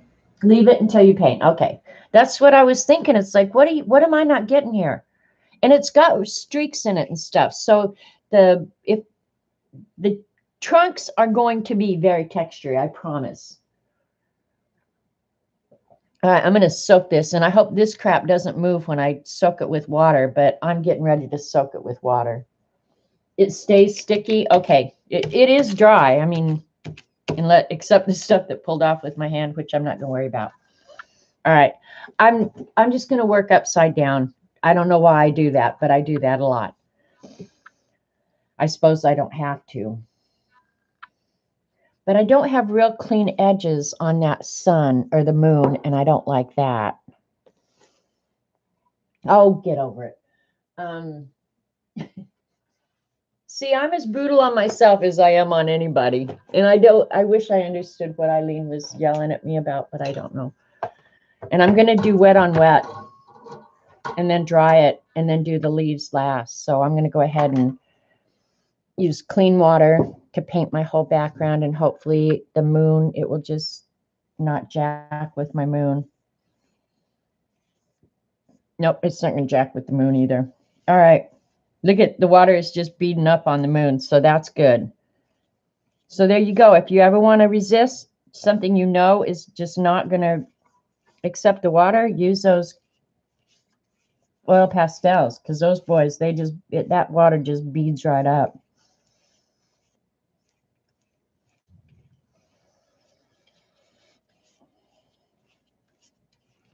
And you guys have to remember that I am not a watercolor person. So like when I say I'm going to do wet on wet, like I have no clue what the hell I'm really doing. So do what Eileen says, not what I do. How about that? Okay, so she had the ultramarine up here near the sky first. So let's see. Leave it until you paint. It stays sticky. Doing great. OCD. I know, Elaine. I know. I'm trying to get better about the OCD crap. Okay. And then there's going to be the wax crayon is back there too. So it's also resisting. We've got resist going on all over the damn place. Okay. So I'll do third. How's that? Yeah, that moon is definitely resisting.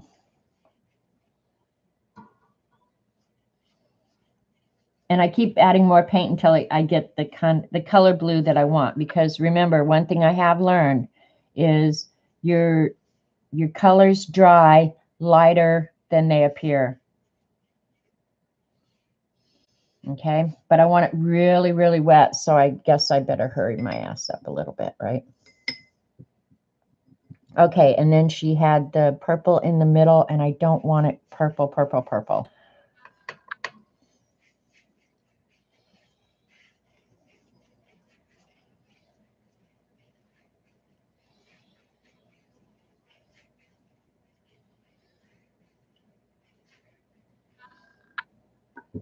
Okay, what was the color at the bottom? Yeah, I'm going to put salt on the wet background. That's why I want to keep it wet, but I can't remember what color she used on the bottom. Indigo, ultramarine, bright violet, and peacock blue. Yeah, I'm going to do the peacock blue map down toward the bottom now.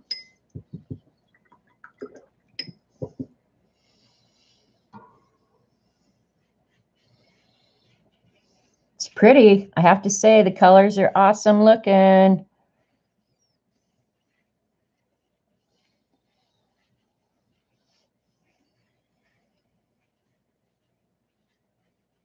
Okay, now the paint that's sitting on that frisket right now, if I just let it dry, it would stay there.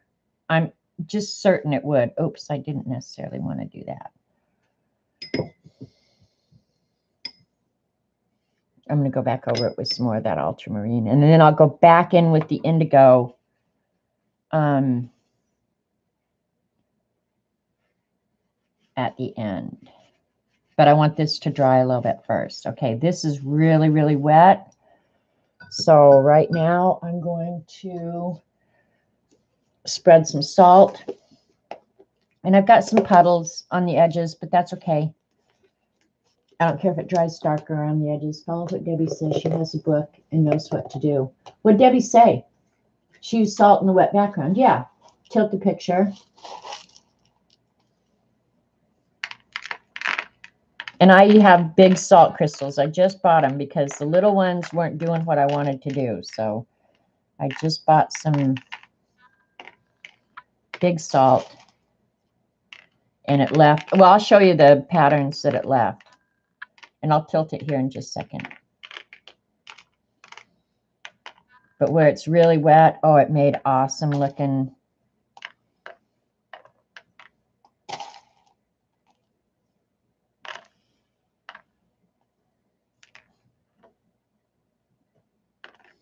Oops.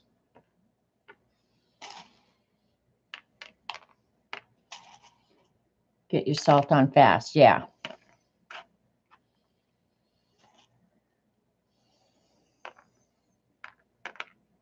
And some of it may not work.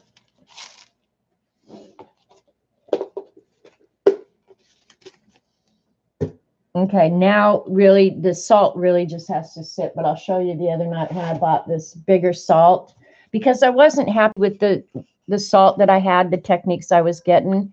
So the other night I was just sitting here playing after I got this big salt. And this is, oops, sorry. This is what the, and this was really sopping ass wet, you guys. You would spritz the paper with water now. Okay, I'm doing what Ian said because I've seen his work. And we have a spritzer, but who got that cool bottle? I was so jealous of that bottle. Oh, that's cool. And I'm going to go back in with some color, more color later on. So if I lose some of the color, don't worry. But yeah, that's what the big crystals of salt did. So I was glad that I went ahead and got it's actually ice cream salt that I hammered. Yeah, I didn't, that should be enough. Maybe I'll move one of these great big old honking. Nope, I like that one there. I can get more. But I like what the bigger crystals did. We can always go back in and add some color, Ian, I think.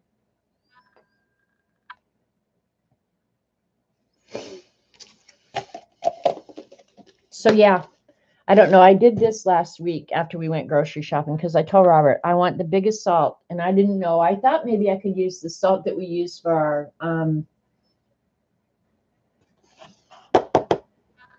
water softener. But I thought, oh no, I don't even know what that stuff is. So I just got ice cream salt and pounded it smaller. And it's cheap as hell. Like you can get, I thought it was sidewalk salt for snow and ice. You could use that too. I mean, salt is salt is salt. I mean, but yeah, I just bought like, it was $1.50 for a huge box of that salt because I'd look for other things like Mediterranean sea salt and all that was like $5 for a little tiny container. I got ice cream salt, a big box for $1.50. No, the salt will not stay on. You can use rock salt at the grocery store, yeah. So, yeah, the salt has an unusual property, and it's why it's used with watercolor, is that it's very absorbent. And so that's why you get those amazing crystallized looking splotches, because salt is so absorbent. All right, heat gun.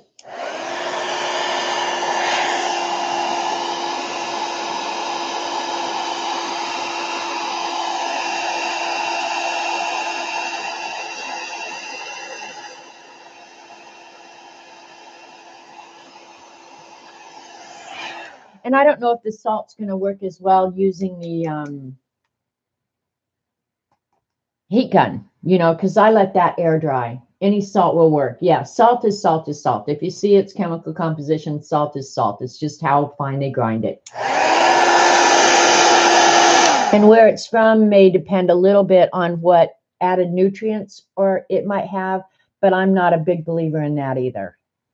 If you need nutrients, go get them. Don't pay for it in your salt. It's stupid.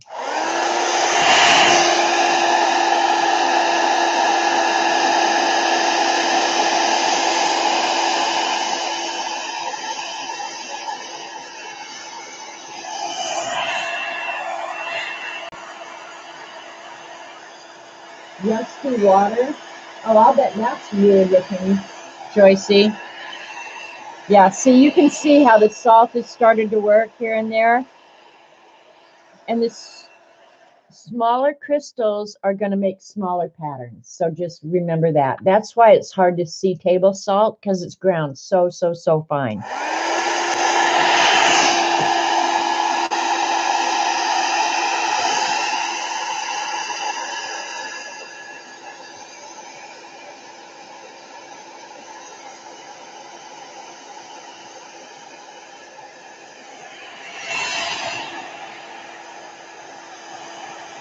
Yeah, this is cool looking. I'm liking this a lot.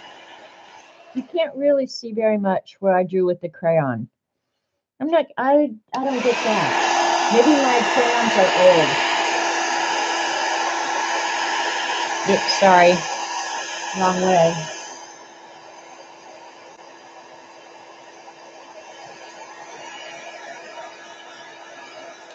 I did, Kathy, because I knew if we were going to put salt on it, I wanted the colors to be able to wash out real good.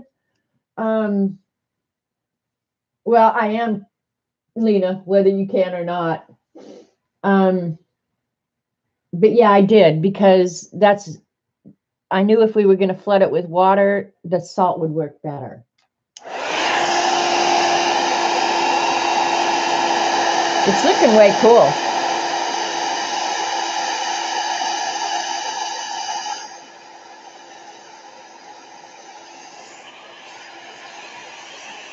And it's almost dry enough that I could scrape the salt off. I've just got a few little places. All right, now one thing, is her moon completely clean? Because I'm afraid if I don't clean this moon off soon, it may not want to come clean at all. So I think I'm going to go ahead and take some of that off.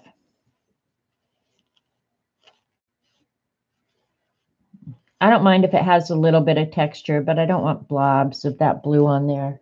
So with table salt, you throw it up in the air. Is anybody else buffering? Kim, one thing, and I told this to one of the ladies at DD's this morning, if you're having unreasonable buffering, go clean out your cache on your browser, go up to the 3 dots in the upper right-hand corner, pull it down, and I think it says more options or something like that. Go in there and clean out your cache, and I think you'll have a lot better luck. Get a watery sponge and dab it off. I'm actually not minding the way that looks. Honestly, I could actually, let's see, I could water this.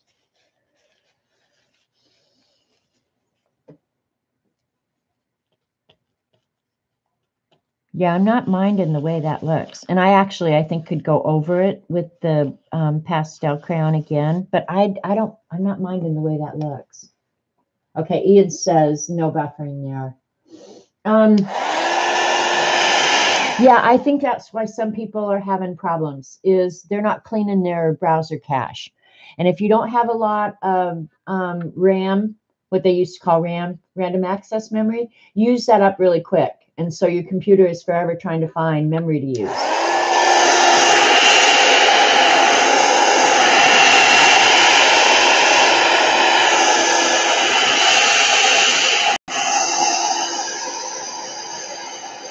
The only places is right down here. I've still got a lot of moisture, but otherwise it's, I don't want to touch it though.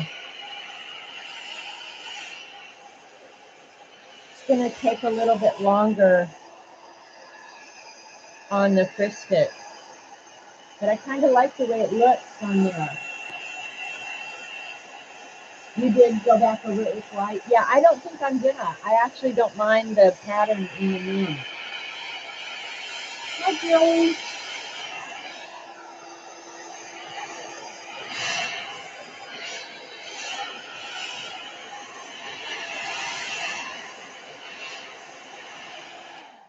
I'm tired of waiting. How about that? Down there, it is kind of, I'll sop up a little bit of it if I can.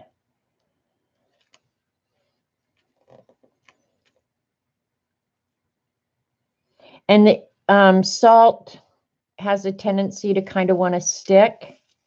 Yeah, and be careful with salt. Salt can be very corrosive. So yeah, just be mindful when you're messing with the salt. Salt can be very, very corrosive.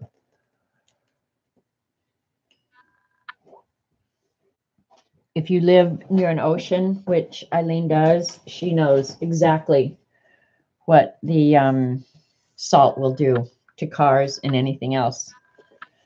So just be mindful. I put mine directly in the trash. I don't want to brush it because I've still got some wet spots. So, oh, this is cool looking where the salt was. This is way cool looking.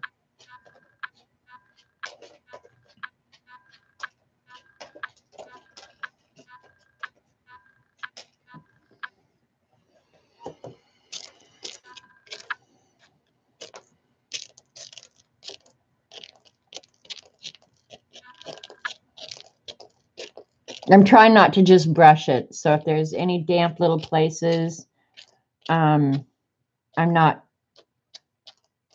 messing with them. So I think I'm getting all the salt.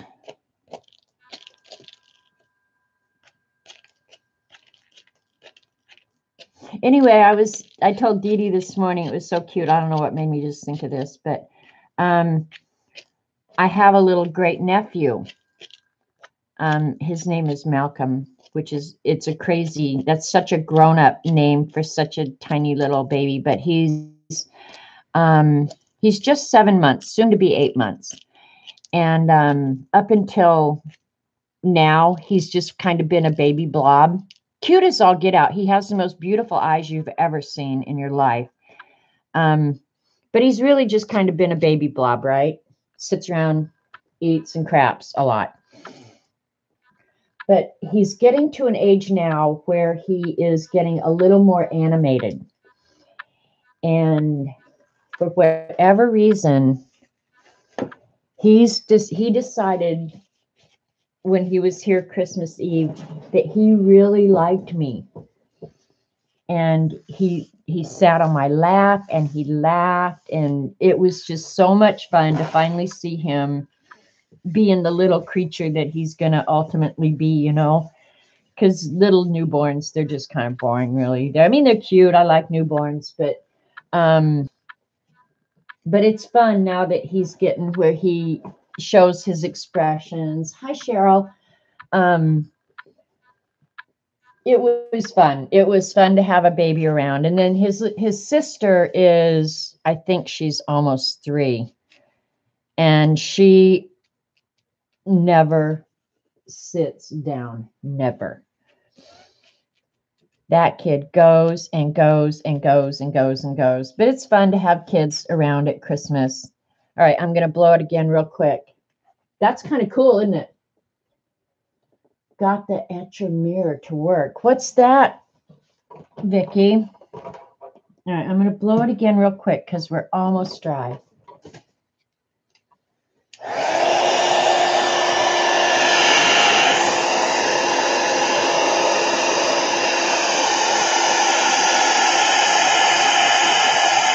So I need to remove the brisket now.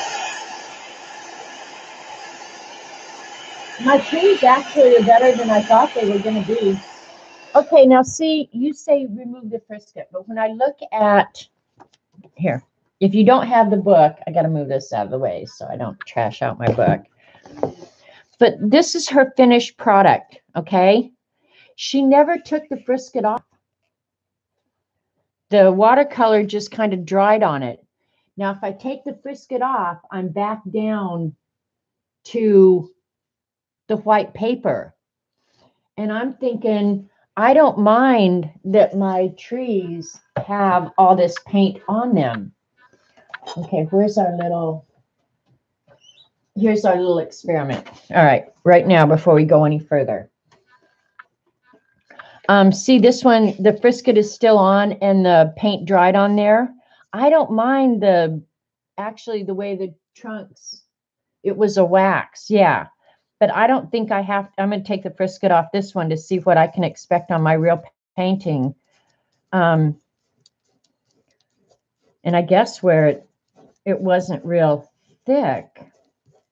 And I do have a rubber cement eraser I could use for this too. Because I'm getting my dirty little mitts on it.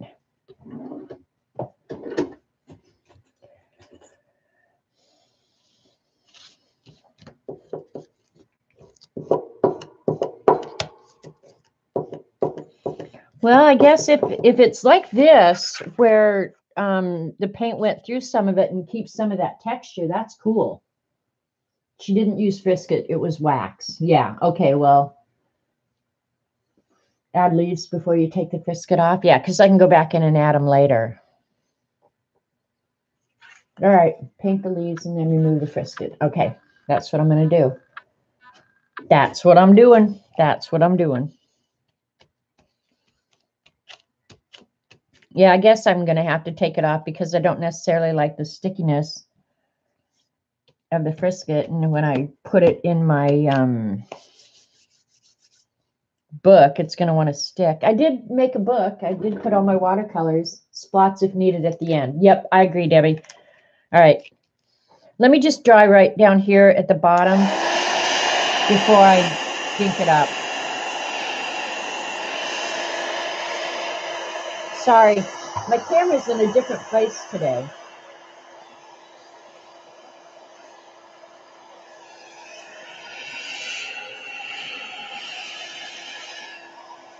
Yeah, it's still just a little damp. Give me a minute. I think the trees look good the way they are, though, too. All right, now I'm going to use indigo to paint the leaves up on the trees. So this can go ahead and finish drying. And she says to use a smaller brush for that. So I think she didn't say what size. So I'm just going to go ahead, I think, and use maybe a number 10. Yeah, she said 8, 12, 20, number 6 rigger, which I didn't have. So 10 is still kind of big. Let's see what this one is. I don't know where I bought these. I bought these for myself, and I think I got them from Amazon. And I can't remember the name of them, but boy, I like these brushes. I will say that. They're real long-handled, which I'm not necessarily crazy about. But the brush themselves, these have been really great, especially because I'm learning. I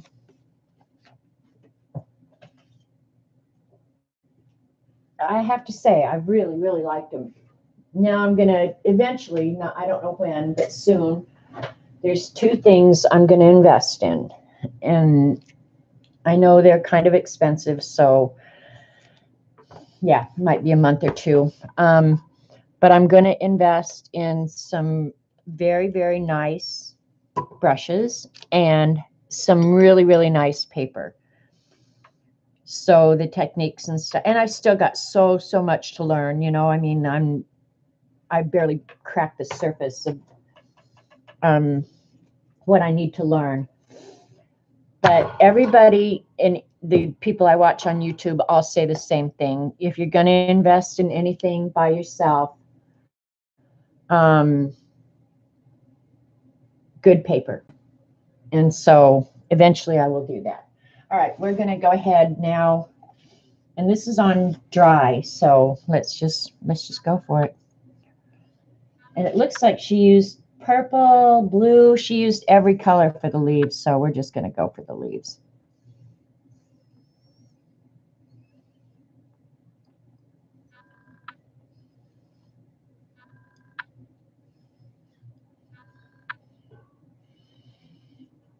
Move it out here. Get a little wet.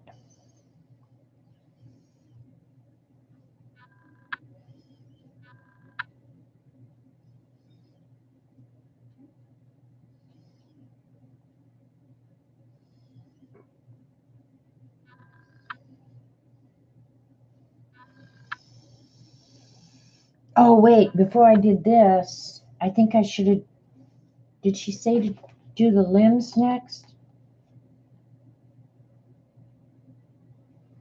Begin pinning in leaves to fill in the trees. Pick up some indigo to darken the top corners of the composition. Let it dry. Okay, she actually started with the ultramarine blue for the leaves. I went directly to indigo. I guess I could, it's not too late to go back, use darker indigo. Because I want to use some of the peacock as well. So I'll just end up mixing them all together over here. I have to remember which is which.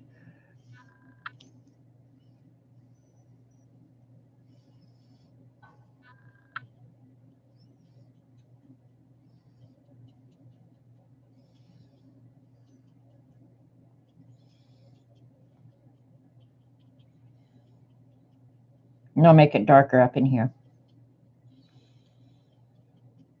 But I'm using the peacock that I used down here. I think it'll look good.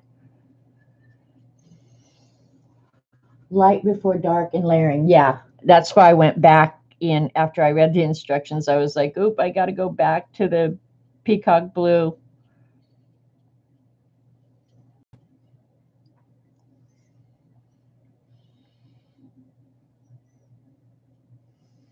And then I'll go purple, and then I'll go indigo.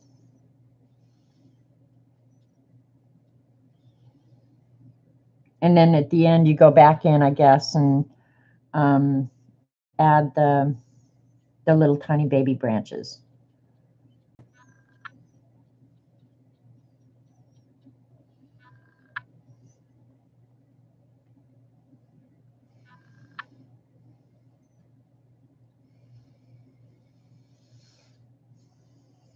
And actually, I think I pretty much do light to dark in almost every piece of art I do, whether I'm using colored pencils, no matter what I'm using. I pretty much always go light to dark because it's so much easier if you have an error or something to correct,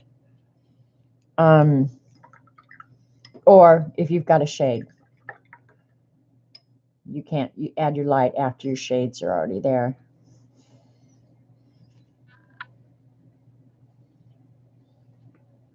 They hold lots of water. Yeah, see, I don't think I have real round brushes. I need to actually clean out my brushes, you guys. Yeah, don't even ask me. The ultramarine is going to be hard to see because the sky is ultramarine.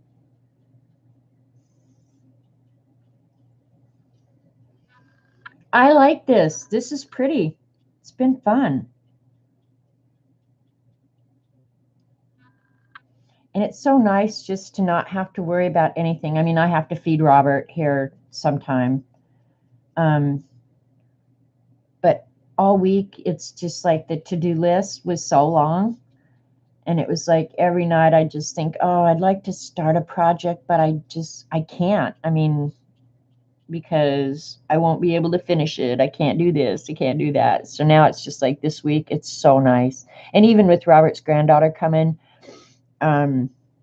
yeah, I don't have to do a whole lot of special anything. I'll change the sheets the day she gets here. But otherwise, yeah, I don't have to do anything special. You need this book. We've almost done all of the projects in it now. I think there's one or two that Colleen's done that I would really like to do again.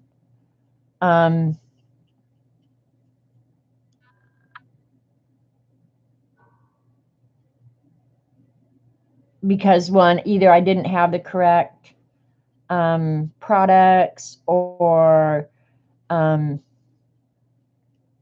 think after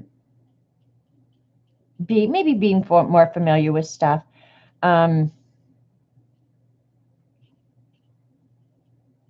I just think my end product would be better. So, yeah.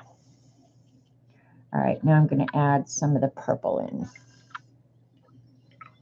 because I don't want to make it one great big dense blob up there either. So I'll add some of the purple in because she added purple in. Some of her leaves over on this side, so.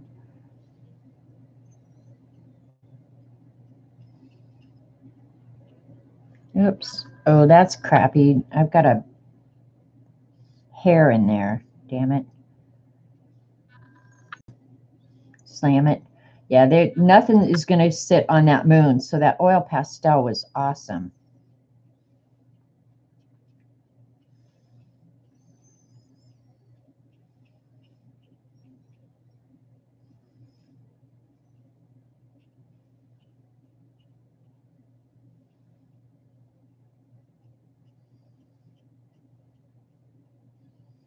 Okay, and then this area over here is kind of, I guess, where we'll save to add the quote if we want to add the one that she had in her book. And I don't care if we do or if we don't.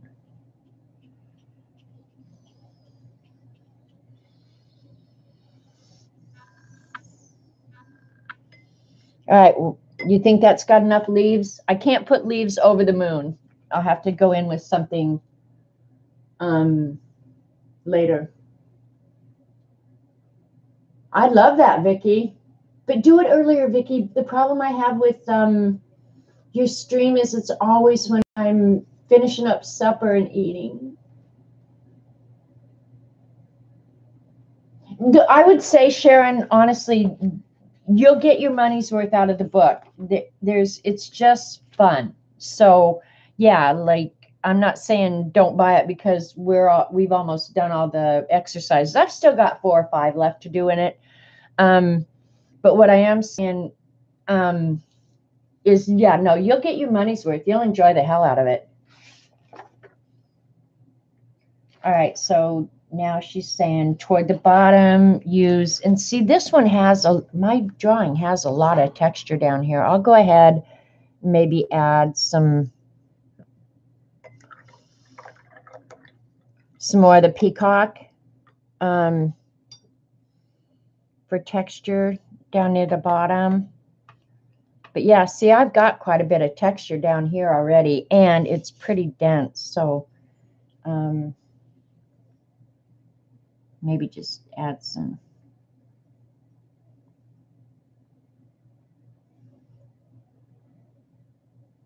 Something that looks like a bush down here. Like I know how to paint a bush. I don't know how the hell to paint a bush. But I will do some like long grasses and stuff like that. I can do that.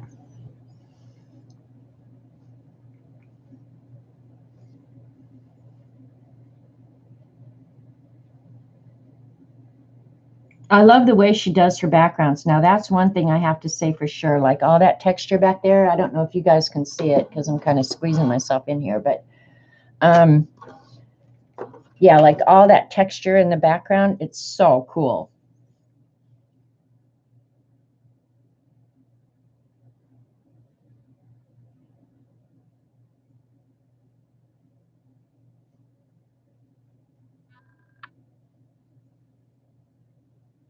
Now I don't want to overpaint it, so I'm just going to leave it a lot like that right there. I just think that it almost looks like under SeaWorld or something. Dry your paint, then remove the frisket, and then add detail leafage after the frisket is removed. Yeah, I will. I'm going to do that here in just a second. I'll add like the bushes and stuff in there.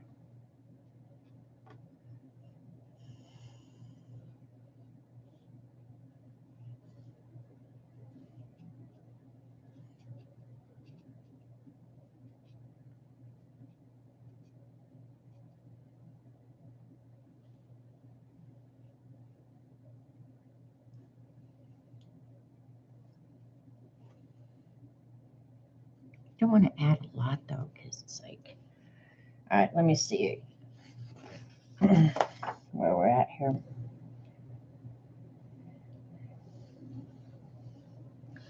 Maybe I should put some of the shrubbery over the trees. I'm trying to decide. Yeah, and then add silver spots at the end. Dry your paint, then remove it. Yeah. Don't get me started. I ordered in the watercolor book. It said if you are tired of landscapes, this book is for you. Well, yeah, I don't know. I don't see this really though as a landscape. You know, a couple of those paint-alongs I did with Lindsay, those were very definite landscapes. This is, I think, just different. I don't know. I'm gonna do this before I do that, and then if I want, I can always go back in and add, right?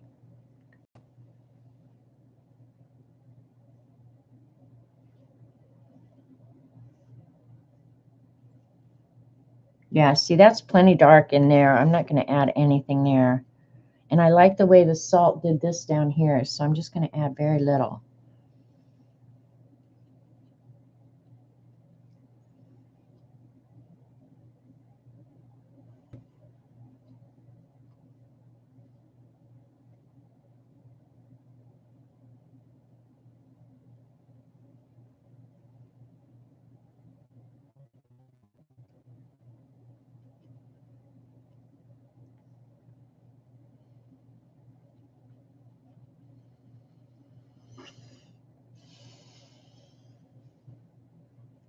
All right. I'm going to go ahead now and wash that paintbrush out.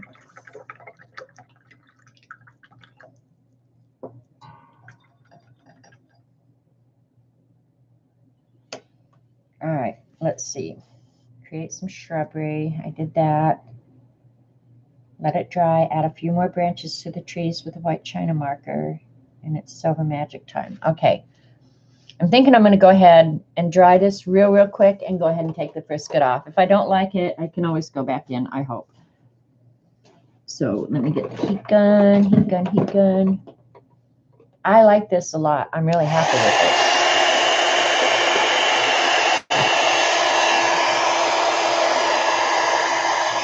This will only take a second to dry.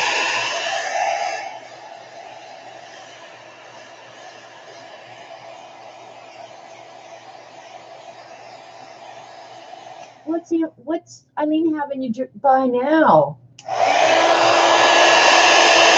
If you guys want, if you haven't seen the book, I'll do a quick flip when I'm done here in just a second.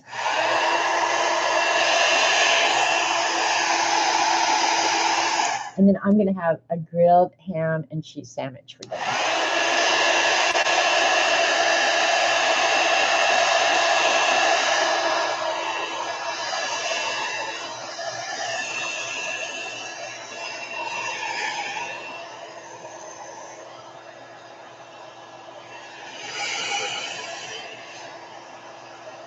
All right, those few that little area there and right there, I think they'll be fine. I'm going to use the eraser to remove the masking fluid.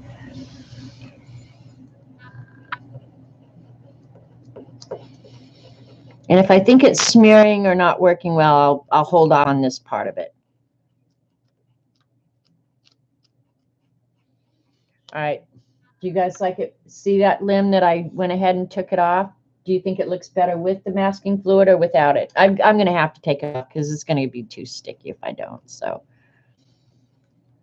I have to go back in later if I don't like it.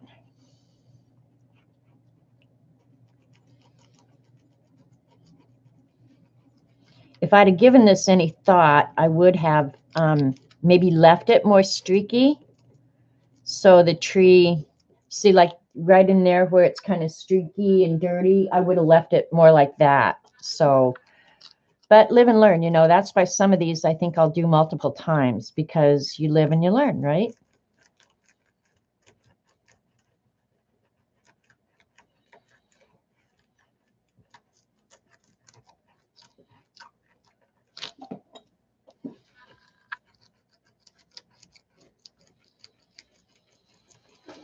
I don't know what I paid for that masking fluid, but I'll bet you $100 rubber cement would be cheaper.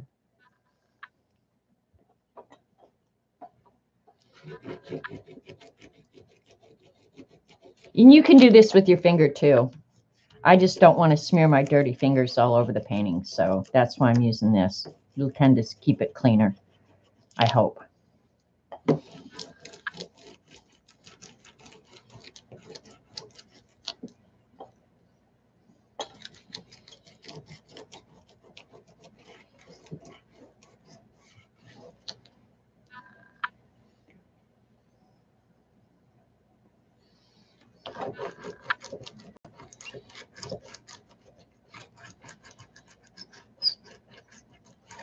I'm going to go back in and draw little branches here in just a minute.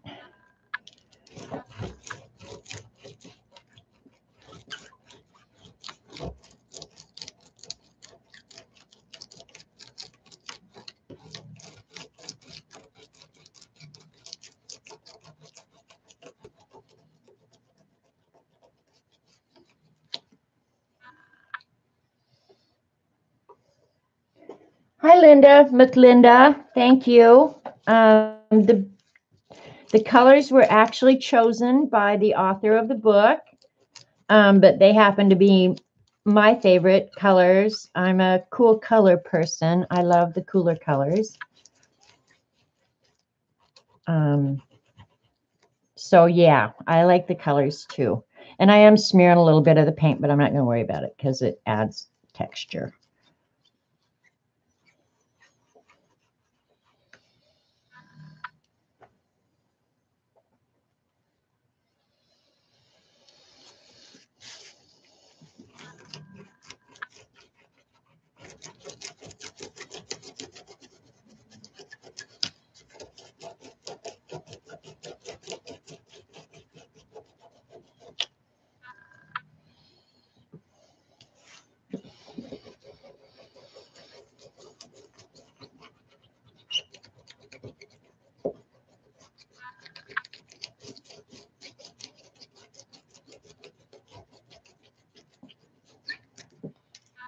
Okay, that's cool.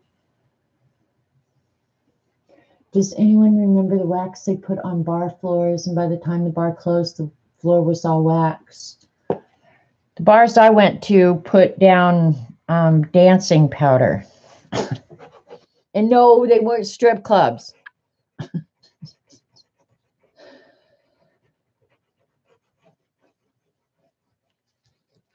Just making sure I got it all.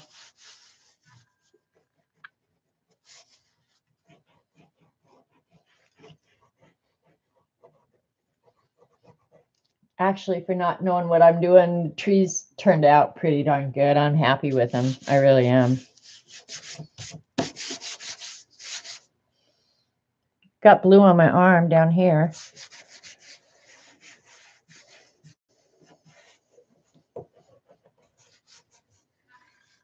Okay. What have I got to do next?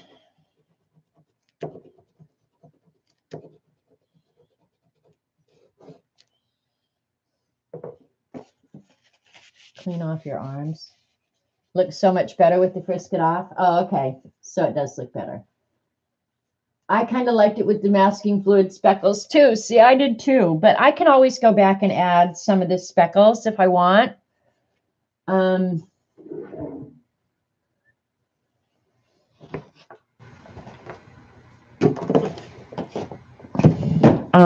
Where's that? Oh, I guess I didn't get it out. I thought about getting it out. I just didn't leave it out. It's right here. Yeah, so those crayons, these are good.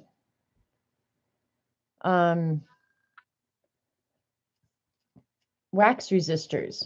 So if you have Crayola twistables, there you go. You got a use for them.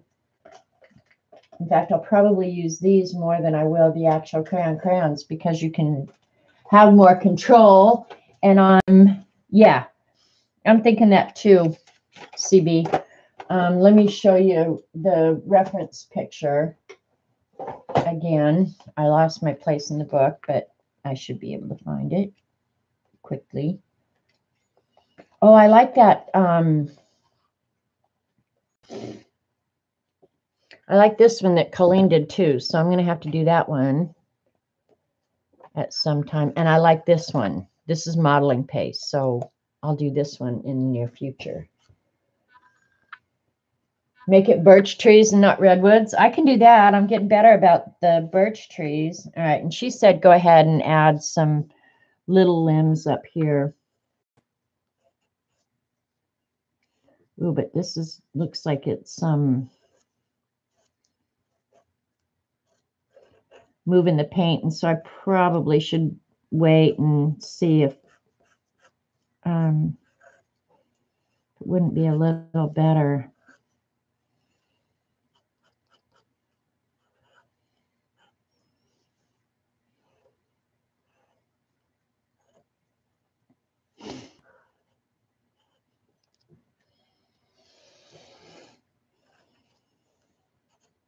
When it was more dry. But yeah, this is working good. This is just a chalk pencil, but yeah, it's working great.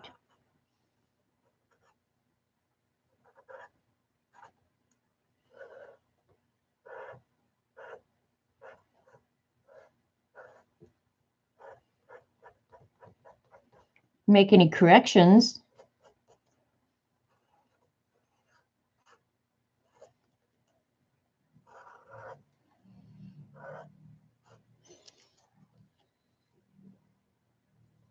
Yeah, this is just a chalk pencil, Kathy.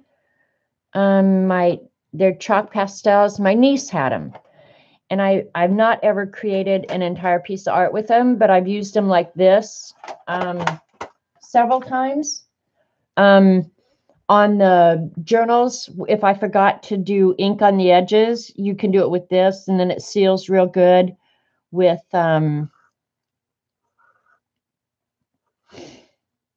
matte medium. It doesn't move. It's not water soluble, so that's nice. All right, so the brisket's off, and now I made more branches. I'm not sure that I want more branches than that.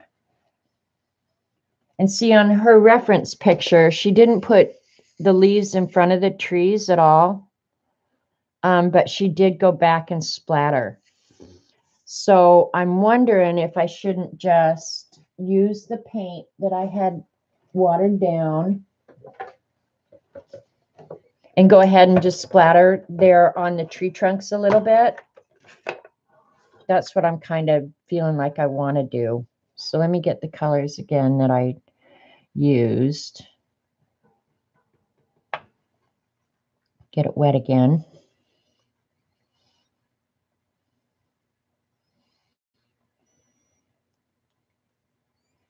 I'm going to have splatters everywhere. I'm going to try and keep them kind of on the tree trunks. There we go. And they should just disappear kind of into the background.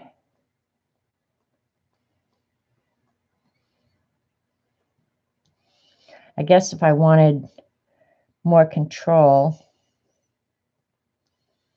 I could get a toothbrush out too, you know, give myself something smaller.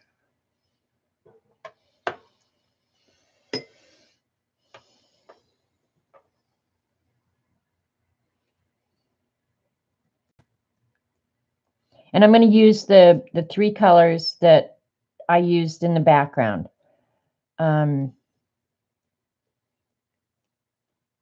So yeah, we'll just see, because at the end here pretty quick, she wants, God, I'm getting this blue paint everywhere. One nice thing I will say about watercolor, like you can get splatters everywhere. But they clean up real easy, even out of your clothes, which is nice.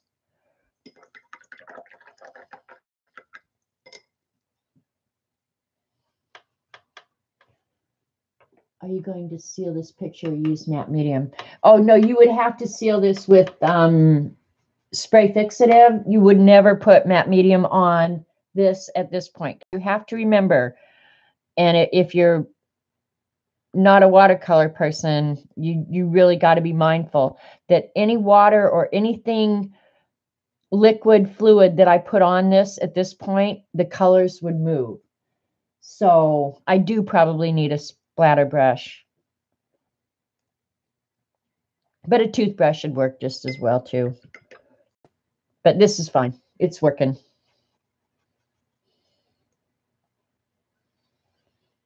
And it's not going, you know, like out here where I don't necessarily want it. So it's okay.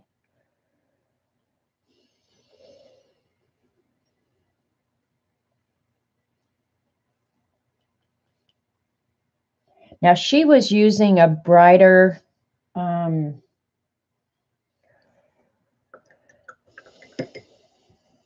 purple. I'm going to water down the purple some more and get it a little bit lighter because it looks like really dark on. Oops, I just added it with the indigo. Dumbass. All right, start over.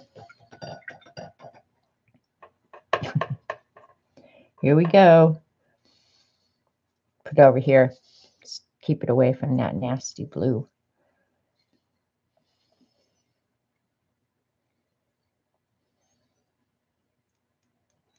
Still looks really dark. Of course, it's going to dry lighter. That's one thing I always forget with watercolors is it dries lighter than it looks when you're working with it, for sure. Okay, that's probably enough splatters because I still got to splatter with the silver, right?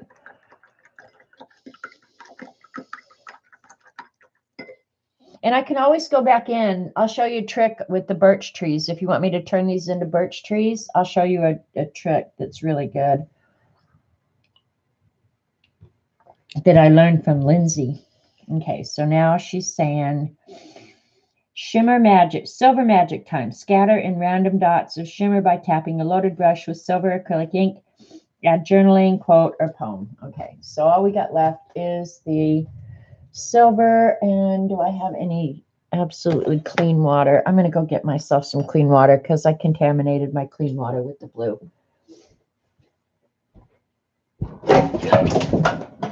That was good. Almost killed myself.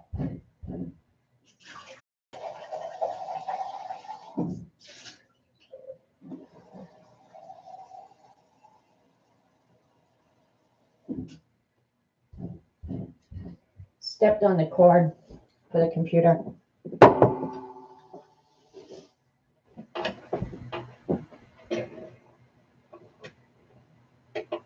My own fault. Plug it back in. Okay. We're good to go again.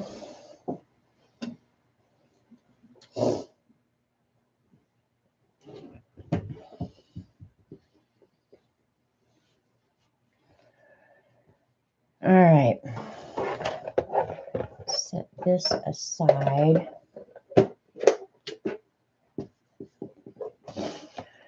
All right, I'm going to go ahead and dry this because I want it completely dry when I add this silver watercolor. And I hope it stays really shimmery. Don't know if it will or not, but I hope. That's the plan, man. Because otherwise I can't think of anything I have silver that I could use.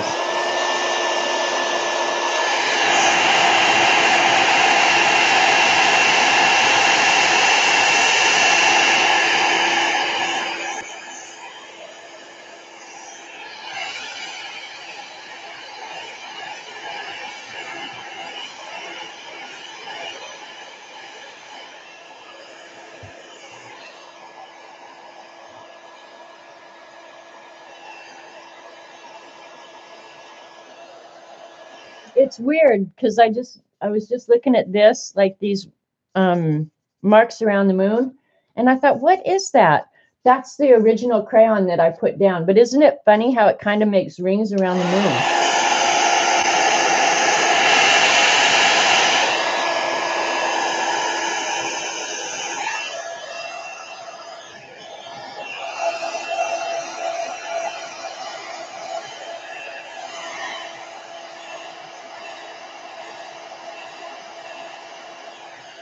What would be a bad ending? Eileen would be mad if I did what? I already forgot. The splatter brush you use is a long bristle brush. I need one. I need a rigger brush too. I'll get them all in its own good time. I do have a fan brush, but I suppose we make better splatters, right? You don't think it needs it? The silver may look unnatural. I don't know. See, I really like this the way it is right now, I have to say. And I like what the salt ended up doing. Now, those marks there, right in the middle. Oh, my, almost killing myself. No, she'd probably love that. That's where I had paint on my arm and I laid my arm. I don't like that, but that's okay. I can't do anything. I could try and repair that. I could get it wet and try and pick it up, but it would leave a white spot. So I'd rather have that than a white spot. I think if I put a quote over it, I'm gonna disguise it anyway. Let's try a little bit of the silver. But I think I am going to turn these into burps. I'm going to try it. I just want to see. The thing is, I can always just start over and make a whole new painting if I don't like it. This paint looks like a butterfly. Yeah, a little bit.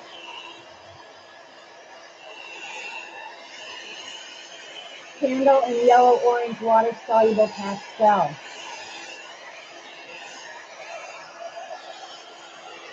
All right. That's probably dry enough. It's got a few spots, but it'll be okay. All right, and I've shown these 100 times. Probably by now you'd all own them. Dee Dee, Paula, me, everybody has these. If you look them up on Amazon, they're called Fine Tech, but the box itself says Coloro. Hang on. God dang it, put your glasses on, girl. There we go. This is what the box looks like. They're handmade watercolors in Germany. They're metallic, and they are the prettiest metallic you've ever seen. Okay.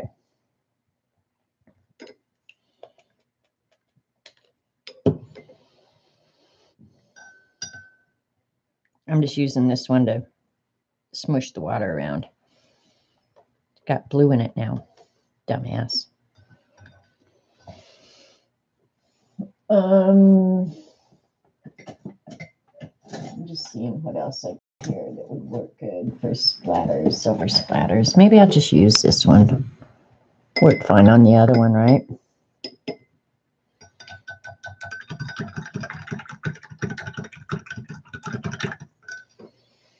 Make sure it's good and clean. Push that blue off. I'm not even sure if you're going to be able to see this. Honestly, the silver works best on black paper, honestly. But since this is the only silver I've got, we're going to use it. You might be able to see it. You might not. I don't know. We're going to find out.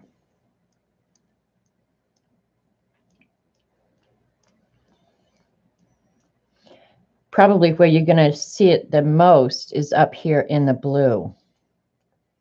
And I don't care if it goes over the moon. I'm going to do it all over the whole thing.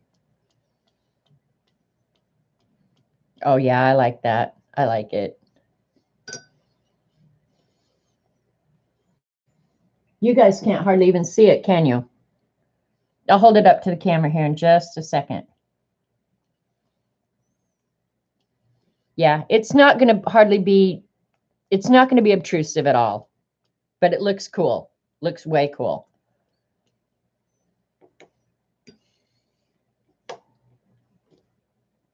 Is there Daler Rowney Silver ink? Oh man, you're asking somebody who doesn't know, Kathy.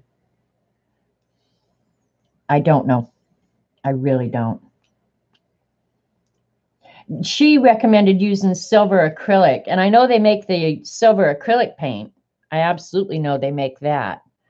I didn't buy any when Hobby Lobby had that sale. I did not buy any.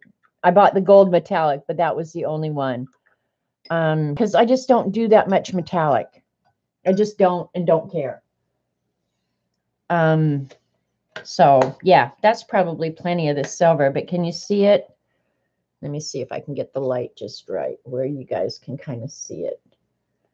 I think it works on this painting because it's kind of like the whole silvery moon thing, but you guys can't see it that well. And I suppose I could have gotten, I don't have metallic acrylic paint either, but I suppose if you didn't have the ink, you could probably use the metallic paint.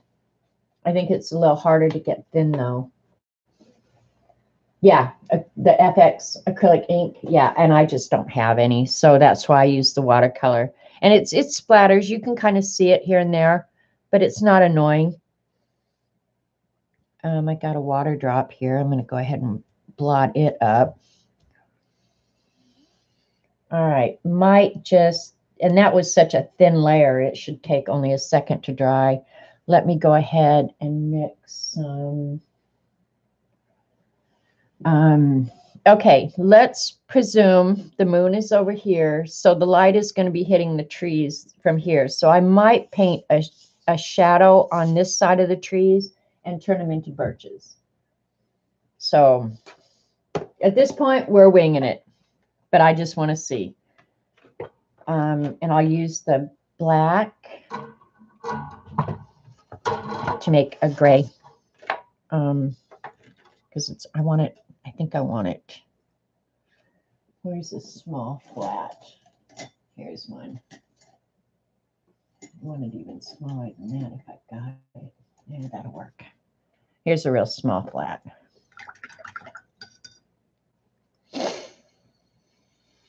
Just thinking, yeah, I'm going to use the black.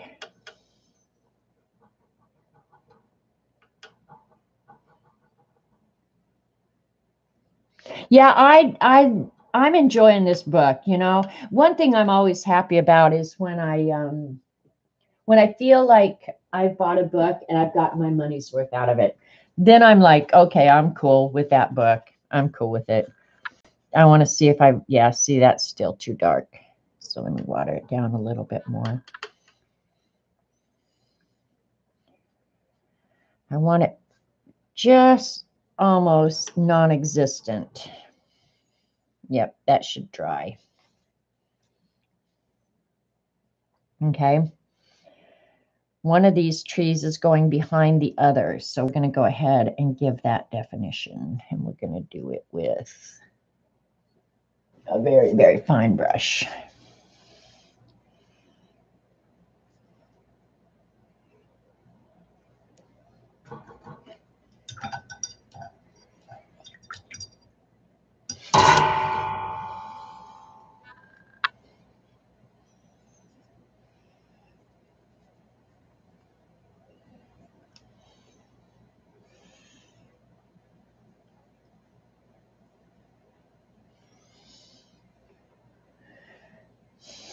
Okay.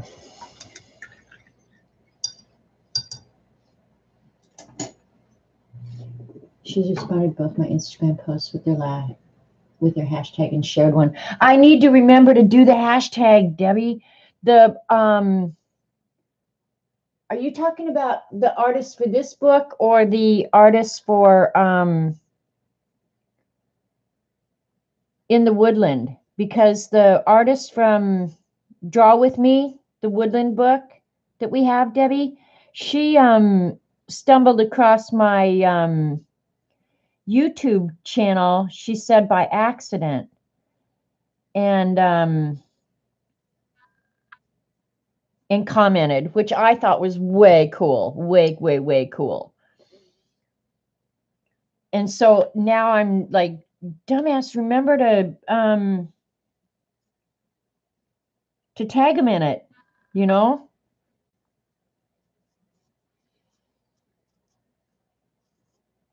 Oh, that I got blue on that. That's the problem with having these spots on there. I'm picking up the color, but that's okay. Because when it dries, you're probably not even going to see it.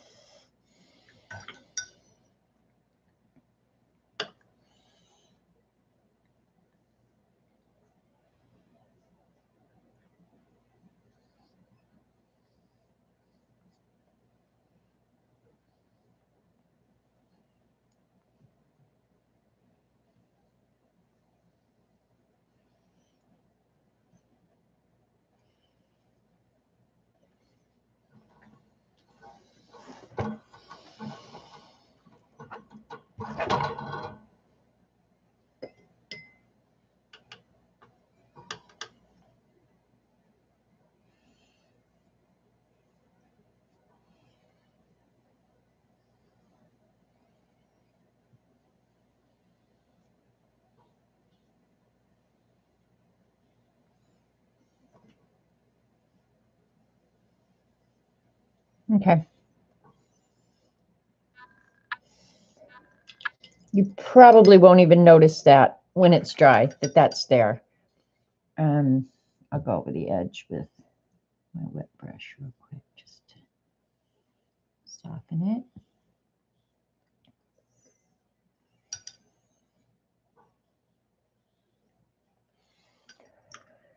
All right, and I'll get some, I use the Bantok brown. And I'll just use it directly out of the little pan. And I'll turn them into birch trees before your very eyes. I took a small little, did I lose it? No, I didn't. Just a piece of a credit card, dip it in the paint.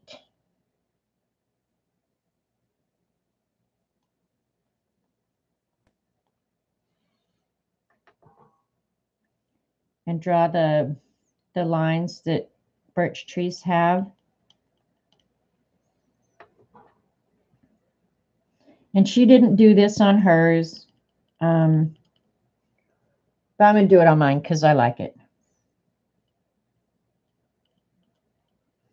But this is one nice way to control your paint.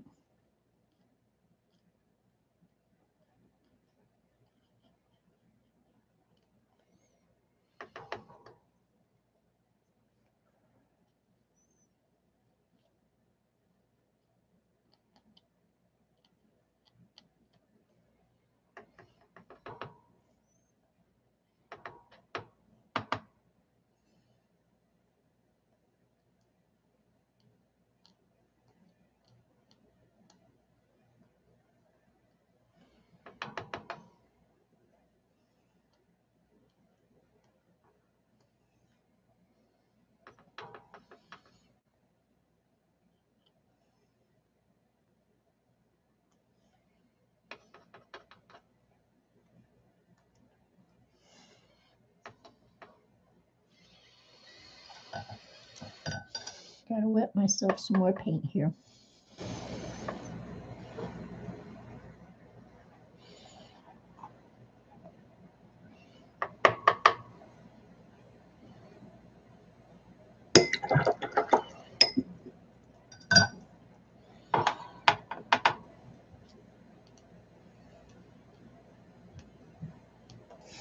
Okay, it's something else I wanted to remind you guys about. Do you guys ever watch, it's on Facebook, and it's Mike Rowe, Returning the Favor. If you guys have never watched Returning the Favor, go watch Mike Rowe, Returning the Favor on Facebook. I'm not sure if you can see it anywhere else or not, but he does some of the nicest stories about, he calls them bloody do-gooders, people who are slightly better than all the rest of us. But every one of them is a feel-good story. So if you've never seen it, do yourself a favor and go watch it.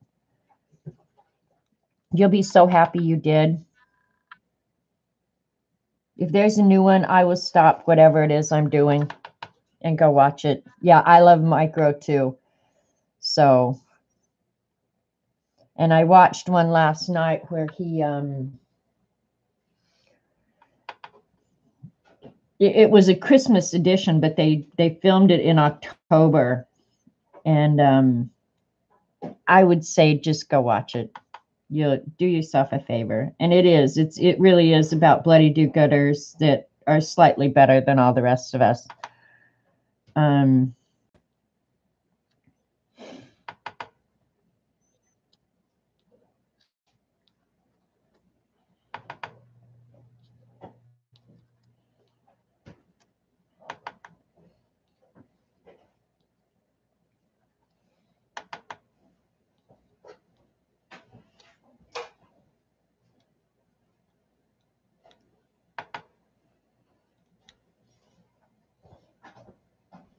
Love how you do things from start to finish. Well, it's if you're gonna start it, you might as well finish it, right?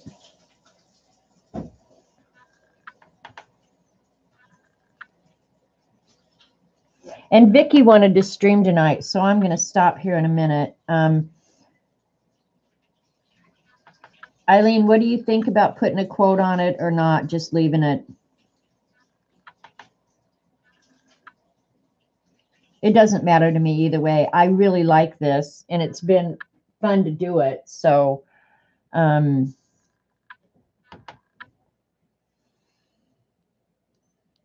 don't care if the quote goes on or not.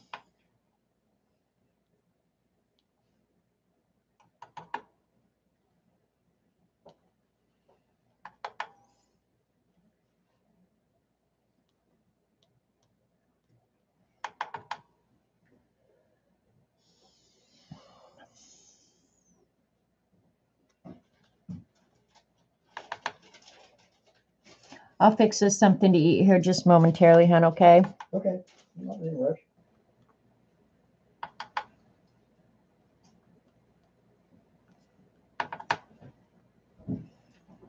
Continue on, it's not even 6 o'clock yet. I know, but I like to feed us early.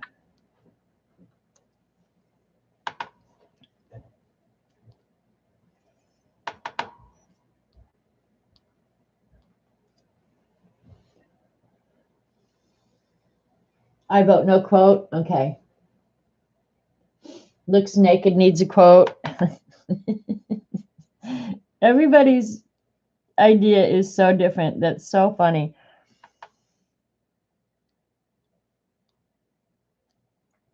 I'll read you the quote that she has in the book. And I don't have any feelings one way or the other. Probably I would feel differently if I let it sit for a day or two. CB will tell me here in a minute. Don't get carried away. Looks naked, needs a quote. You vote no quote. Eileen says no quote. I'm probably going to vote no quote as well because I like this over in here. But I wouldn't mind disguising that blue where I stuck my arm in. So now at this point, all I'm going to do is go ahead and finish up the birch trees. So if y'all want to head over to Vicky's. Vicky, are you still going to stream? I'll turn you on while I fix dinner.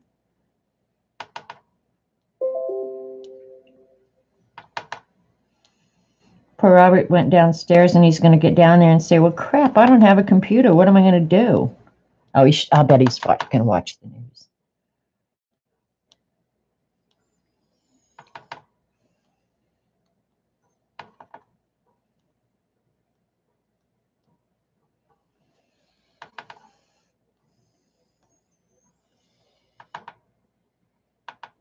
It's way too nice for a quote. Okay. Well, thank you, Linda.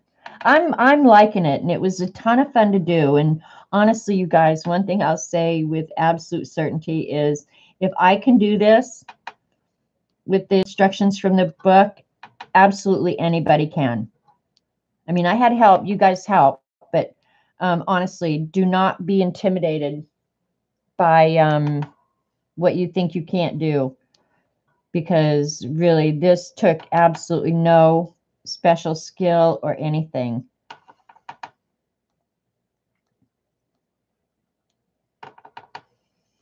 I like the trees since they're birches now.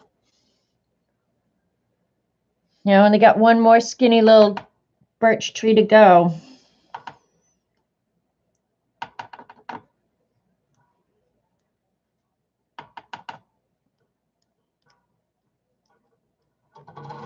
Oops. Don't be sliding down on me.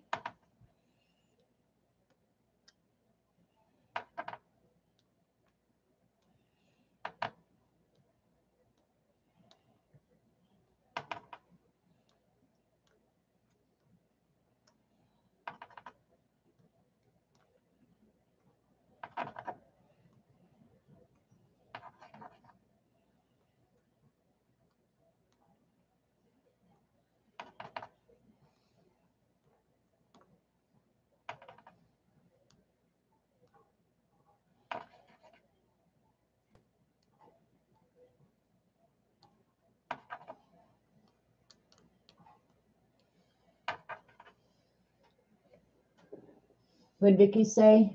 Grass straws too on the trunks. It looks awesome. Grass straws on the trunk. What? I'm not sure I understand what you mean, Nina. You mean paint some of the grass up onto the trees? Is that what you're saying? I'm not sure that I'm following.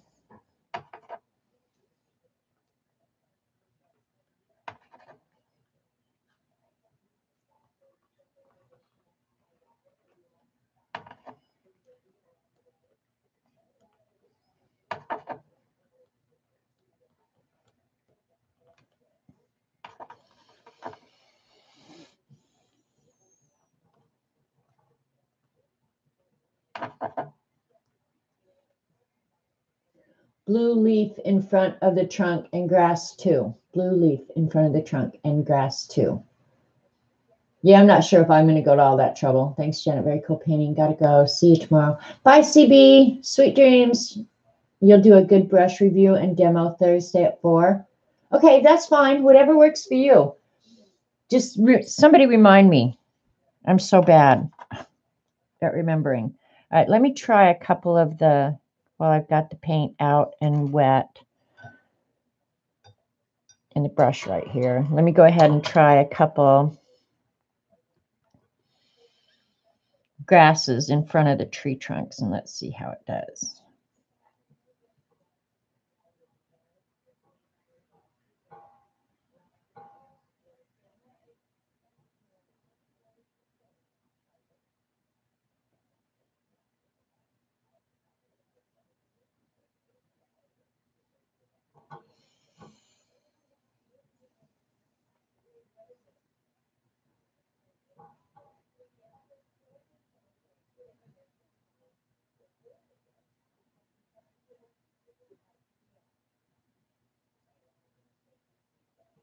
I think this is what Lena meant.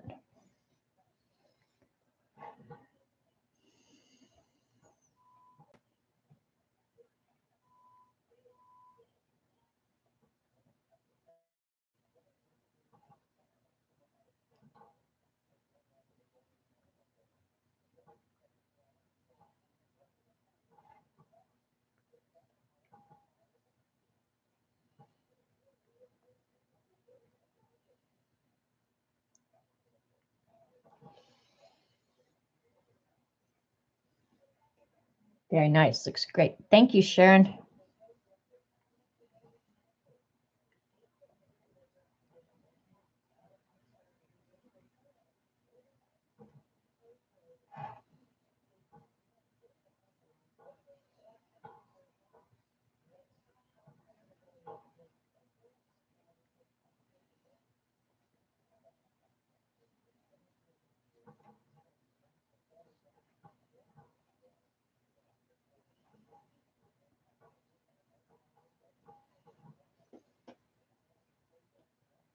Adds more depth. Yeah, I agree too. Yeah, it does add depth for sure. And I'm going to add a little bit. Well, let me see.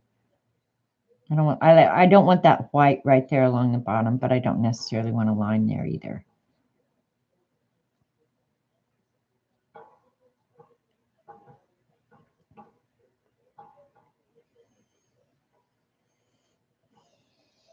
Yeah, this has been fun.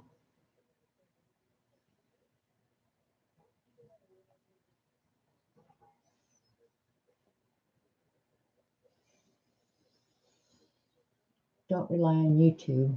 No stream. Too late for this old part. I'm sorry, Vicky. If I just took all the streaming time. I'll look at this real critically later. I might add a little bit of yellow up into the moon. I think that might add. Let me see. I'll use the, how big is the dubious book, please? Will it go through a letter box? Well, I doubt it, Dorothy, because it's over half an inch thick. This way. Yeah, I got to measure it, the binding. the binding is 3/4 of an inch thick, Dorothy. It's not going to go through a, well, I don't know how big your mail slots are, but yeah, it's 3/4 of an inch thick. If they put it in a padded envelope, you're pretty much screwed. All right, let me try with the, and I want to put the white back while I've got that out. You know what? Let me do this with my finger. So let me see. That's not going to work. I can work on this paper though. Okay, because this is chalky, I'm going to use it like this and apply it with my finger, because if I don't like it, I can always erase it off. But I kind of think the little bit of yellow up here might be nice. And only on one side.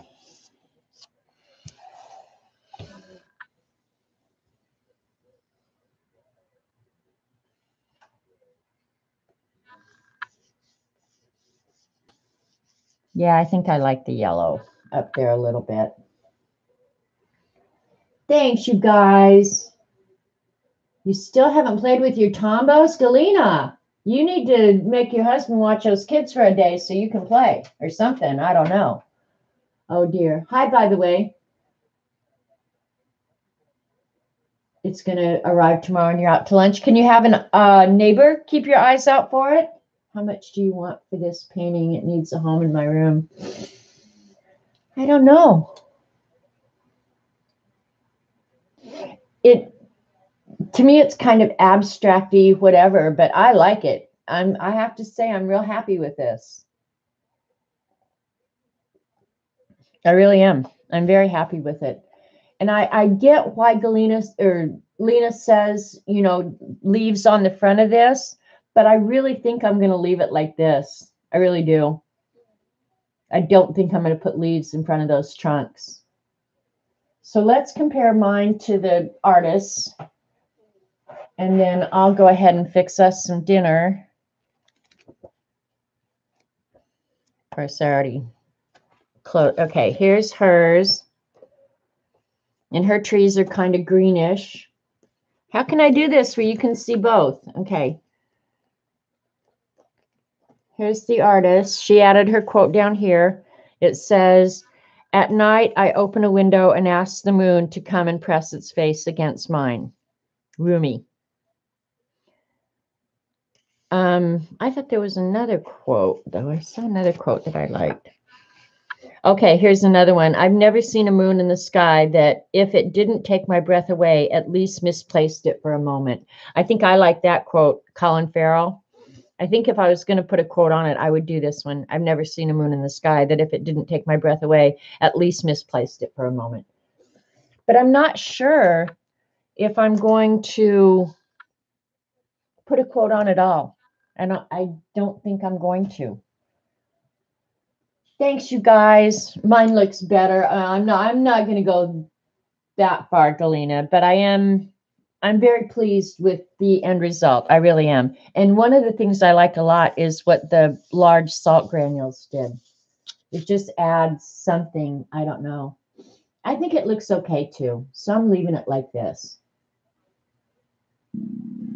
And it's, you know, not exactly like hers, but oh, Lena, thank you. But yeah, I'm not sure about that. I don't think a quote is needed. So yeah, this was fun because really I have not let myself art. Well, I did. I drew this morning during Joyce. I'll show you guys real quick.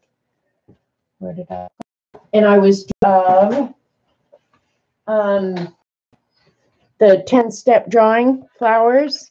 And I just felt like life, I had come back to life after a long time. But I drew the delphinium. So I haven't finished watercoloring it yet. But I've got a couple coats on it. So this is the first I've arted since whenever you guys saw me last. I'm sure of that, other than our daily 10-minute drawings. So YouTube's being a butt. Judy, have you cleaned your cache? If you haven't, try that. I'm not sure that it's always a YouTube problem. And Ian, thank you for your help. All of you, as usual, thank you for assisting me in this little project. I like it. And I want to do another one. Today you're an African elephant. I don't know what kind of elephant I am, but I just tripped over the cord. Anyway, so all right, you guys, get out of here. I've got a little bit of mess to clean up, and then I'm gonna feed us some leftovers. So it did just glitch. Okay. Anyway, thanks so much, ladies, and Ian, and if there's any other guys here. I'll see you guys. What's today? Wednesday.